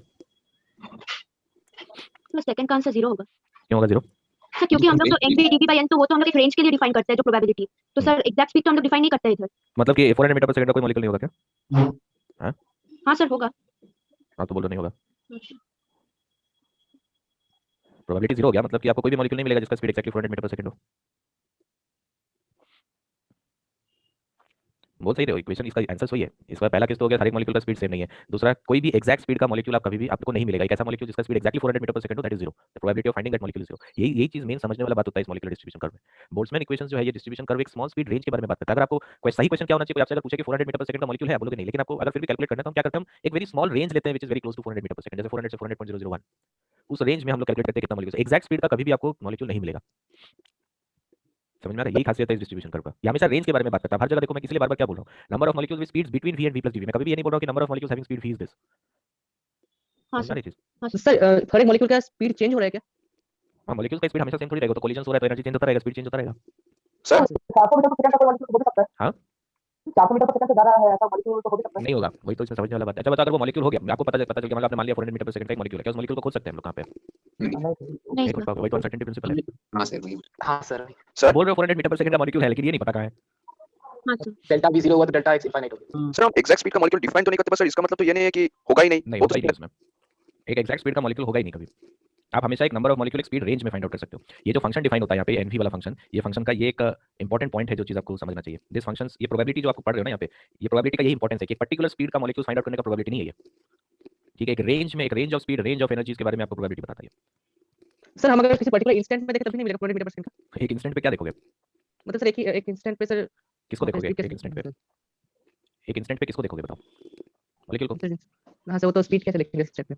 आप तो मॉलिक्यूल को देख लिए तो मोमेंटम थोड़ी पता चलेगा। नहीं सर। पोजीशन मिल गया तो वेलोसिटी नहीं बता सकते। हाँ सर वही तो अनसर्टेनिटी प्रिंसिपल होगी। तो ये चीज थोड़ा सा ध्यान रखो यहाँ पे कि ये जो डिस्ट्रीब्यूशन कर्व हम पढ़ रहे हैं, ये डिस्ट्रीब्यूशन कर्व हमेशा स्पीड रेंज, एनर्जी रेंज है ना, रेंजेस के बारे में हमेशा बात करता है, एग्जैक्ट के बारे में बात नहीं करता है। सो एक रेंज में हमेशा हमको मॉलिक्यूल्स मिलेगा। ठीक है, इनफैक्ट ये रेंज आप देख सकते हो 0 से all the way to infinity जाता है। मतलब सर रेंज का प्रोबेबिलिटी कभी चेंज नहीं होगा एक पर ये जो ग्राफ प्लॉट होता है पर्टिकुलर टेंपरेचर पे होता है। टेंपरेचर बदल दोगे तो फिर चेंज हो जाएगा प्रोबेबिलिटी। सर टेंपरेचर में ही अगर हम टेंपरेचर में चेंज नहीं होगा। पूरे ग्राफ से कोई भी रेंज ले लें तो हम बोल सकते हैं कि उसमें मॉलिक्यूल के मिलने का प्रोबेबिलिटी 0 नहीं है। कोई भी अगर एक रेंज हां, कोई भी रेंज लोगे सर तो 0 नहीं एग्जैक्ट मिलेगा। चेंज नहीं होगा कि प्रोबेबिलिटी चेंज नहीं होगा? क्या चीज? मतलब रेंज में एग्जैक्ट चेंज नहीं होगा कि एवरेज में चेंज नहीं होगा, मतलब प्रोबेबिलिटी चेंज नहीं होगा, गिवन कि टेंपरेचर आप चेंज नहीं कर रहे हो। टेंपरेचर बदल दोगे ग्राफ बदल जाएगा। सर मतलब मॉलिक्यूल्स का स्पीड बहुत चेंज होता रहता है। हां, मॉलिक्यूल्स का स्पीड कोलिजन हो रहा है तो डायरेक्शंस और स्पीड चेंज हो सकता है उसका। तो तो चेंज होता इसलिए रहेगा। एग्जैक्ट स्पीड नहीं मिल रहा है क्या? हाँ? तो इसलिए क्या एग्जैक्ट स्पीड नहीं मिल रहा है?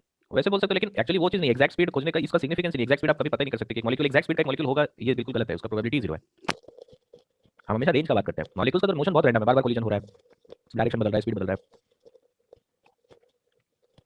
ठीक है, अब देखो ये इक्वेशन का यूज करके, ये जो इक्वेशन है, जब ये चीज, ये इक्वेशन इंपॉर्टेंट नहीं है, लेकिन ये आपको समझ में आना चाहिए कि जैसे एवरेज, आरएमएस, ये सब कैसे निकाला जाए। ठीक है, क्योंकि आपको कोई भी मैं एक हाइपोथेटिकल एक फंक्शन दे सकता हूं, जैसे मान लो कि ये फंक्शन की जगह मैंने आपको बोल दिया कि ये पैराबोला है, तो बताओ कि एवरेज वैल्यू, आरएमएस, पीडी सब कैसे निकालेंगे। तो कैसे निकालते हैं ये चीज समझ में आना चाहिए। सर अभी आप क्या बोले, एक बार रिपीट आवाज कट गया। एवरेज, आरएमएस देखते कैसे निकाल सकते हैं हम लोग यहाँ से। कैलकुलेशन नहीं करेंगे, लेकिन ये इंटीग्रेशन आपको समझ में आना चाहिए कि इंटीग्रेशन ऐसा, ये इंटीग्रेशन क्यों आरएमएस दे रहा है, ये इंटीग्रेशन क्यों एवरेज बता रहा है।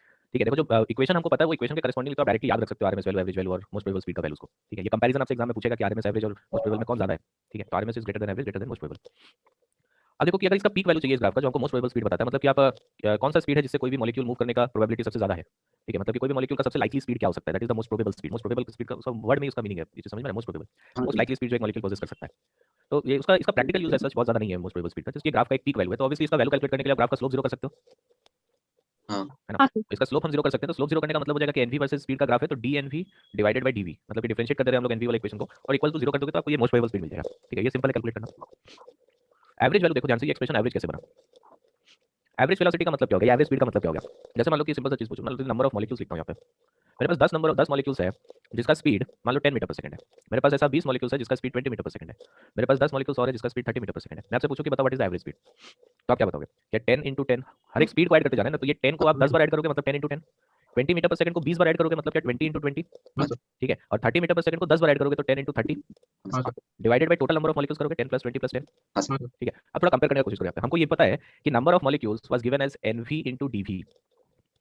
सर वो तो रेंज के लिए था, ये तो 10 मीटर हाँ, का रेंज के लिए। तो अगर मेरे को मान लो कि ये देखना है, सुनो सुनो, मेरे को अगर ये देखना है यहाँ पर कि कितना नंबर ऑफ मॉलिक्यूल्स होगा हैविंग अ स्पीड से 10 मीटर पर सेकंड से लेकर 10.001 मीटर पर सेकंड के रेंज में। ठीक है, हाँ। 20 मीटर पर सेकंड देख रहा हूं तो एग्जैक्ट तो नहीं देख सकता, तो मैं 20 से लेकर 20 पॉइंट सम वैल्यू तक देख सकता हूं कि कितना मॉलिक्यूल्स मिलेगा वहां पे। तो सोचो ये एक्सप्रेशन देखो किसमें कन्वर्ट हो रहा है। This 10 is the number of molecules, ठीक है ना। ये 10 हो गया हमारे पास स्पीड, इसको मान लेते हैं n1, इसको बोल देते हैं मैं v1 स्पीड का मॉलिक्यूल्स को निकालना चाहता हूं कि कितना मॉलिक्यूल्स है। This 20 is the number of molecules n2, this 20 is the speed v2, this 10 is the number of molecules n3, this 30 is the speed v3। ये नीचे क्या लिखा हुआ है, this is n1, this is n2, this is n3। तो आप देखो क्या बना, n1 मतलब कि हमको देखना number of molecules which are lying in the speed range v1 to v1 + dv1। ठीक है, तो कितना मॉलिक्यूल्स मिलेगा, क्या nv * dv1, ये मिलेगा क्या, सॉरी एक्सप्रेशन nv * dv1, ये हो गया। ये इक्वेशन क्या बना हमारे पास, number of molecules lying in the speed range of v1 to v1 + dv1। तो नंबर ऑफ मॉलिक्यूल्स को किससे मल्टीप्लाई करेंगे, स्पीड v1 से, ये होगा फर्स्ट टर्म। हाँ सर। सेकंड टर्म क्या बनेगा, speed is v2, number of molecules in the speed range v2 to v2 + dv2 is nv * dv2। इस तरह से ऐड करते जा रहे हैं। डिनोमिनेटर में क्या है, n1 मतलब nv dv1, n2 मतलब n2 dv2, इस तरह से होगा सर NVDV2 nv। ठीक है, तो देखो न्यूमरेटर में ये लिखा हुआ है क्या, v * nv * dv को ऐड करें मतलब इंटीग्रेट करें। हाँ सर। डिनोमिनेटर में देखो nv * dv का इंटीग्रेशन। समझ में आया क्या इक्वेशन कैसी, एक्सप्रेशन कैसे एवरेज बता रहा है। हाँ सर। ये समझ में आना जरूरी है, तब तो फिर आपको कोई आर्बिट्रेरी सा कर्व बना के दिया जाए तो कैलकुलेट कर पाओगे, वरना कैलकुलेट नहीं कर पाओगे। कह रहे याद देखो कोई डाउट है तो बोलो। सर ये फिर से बोलेंगे एक बार।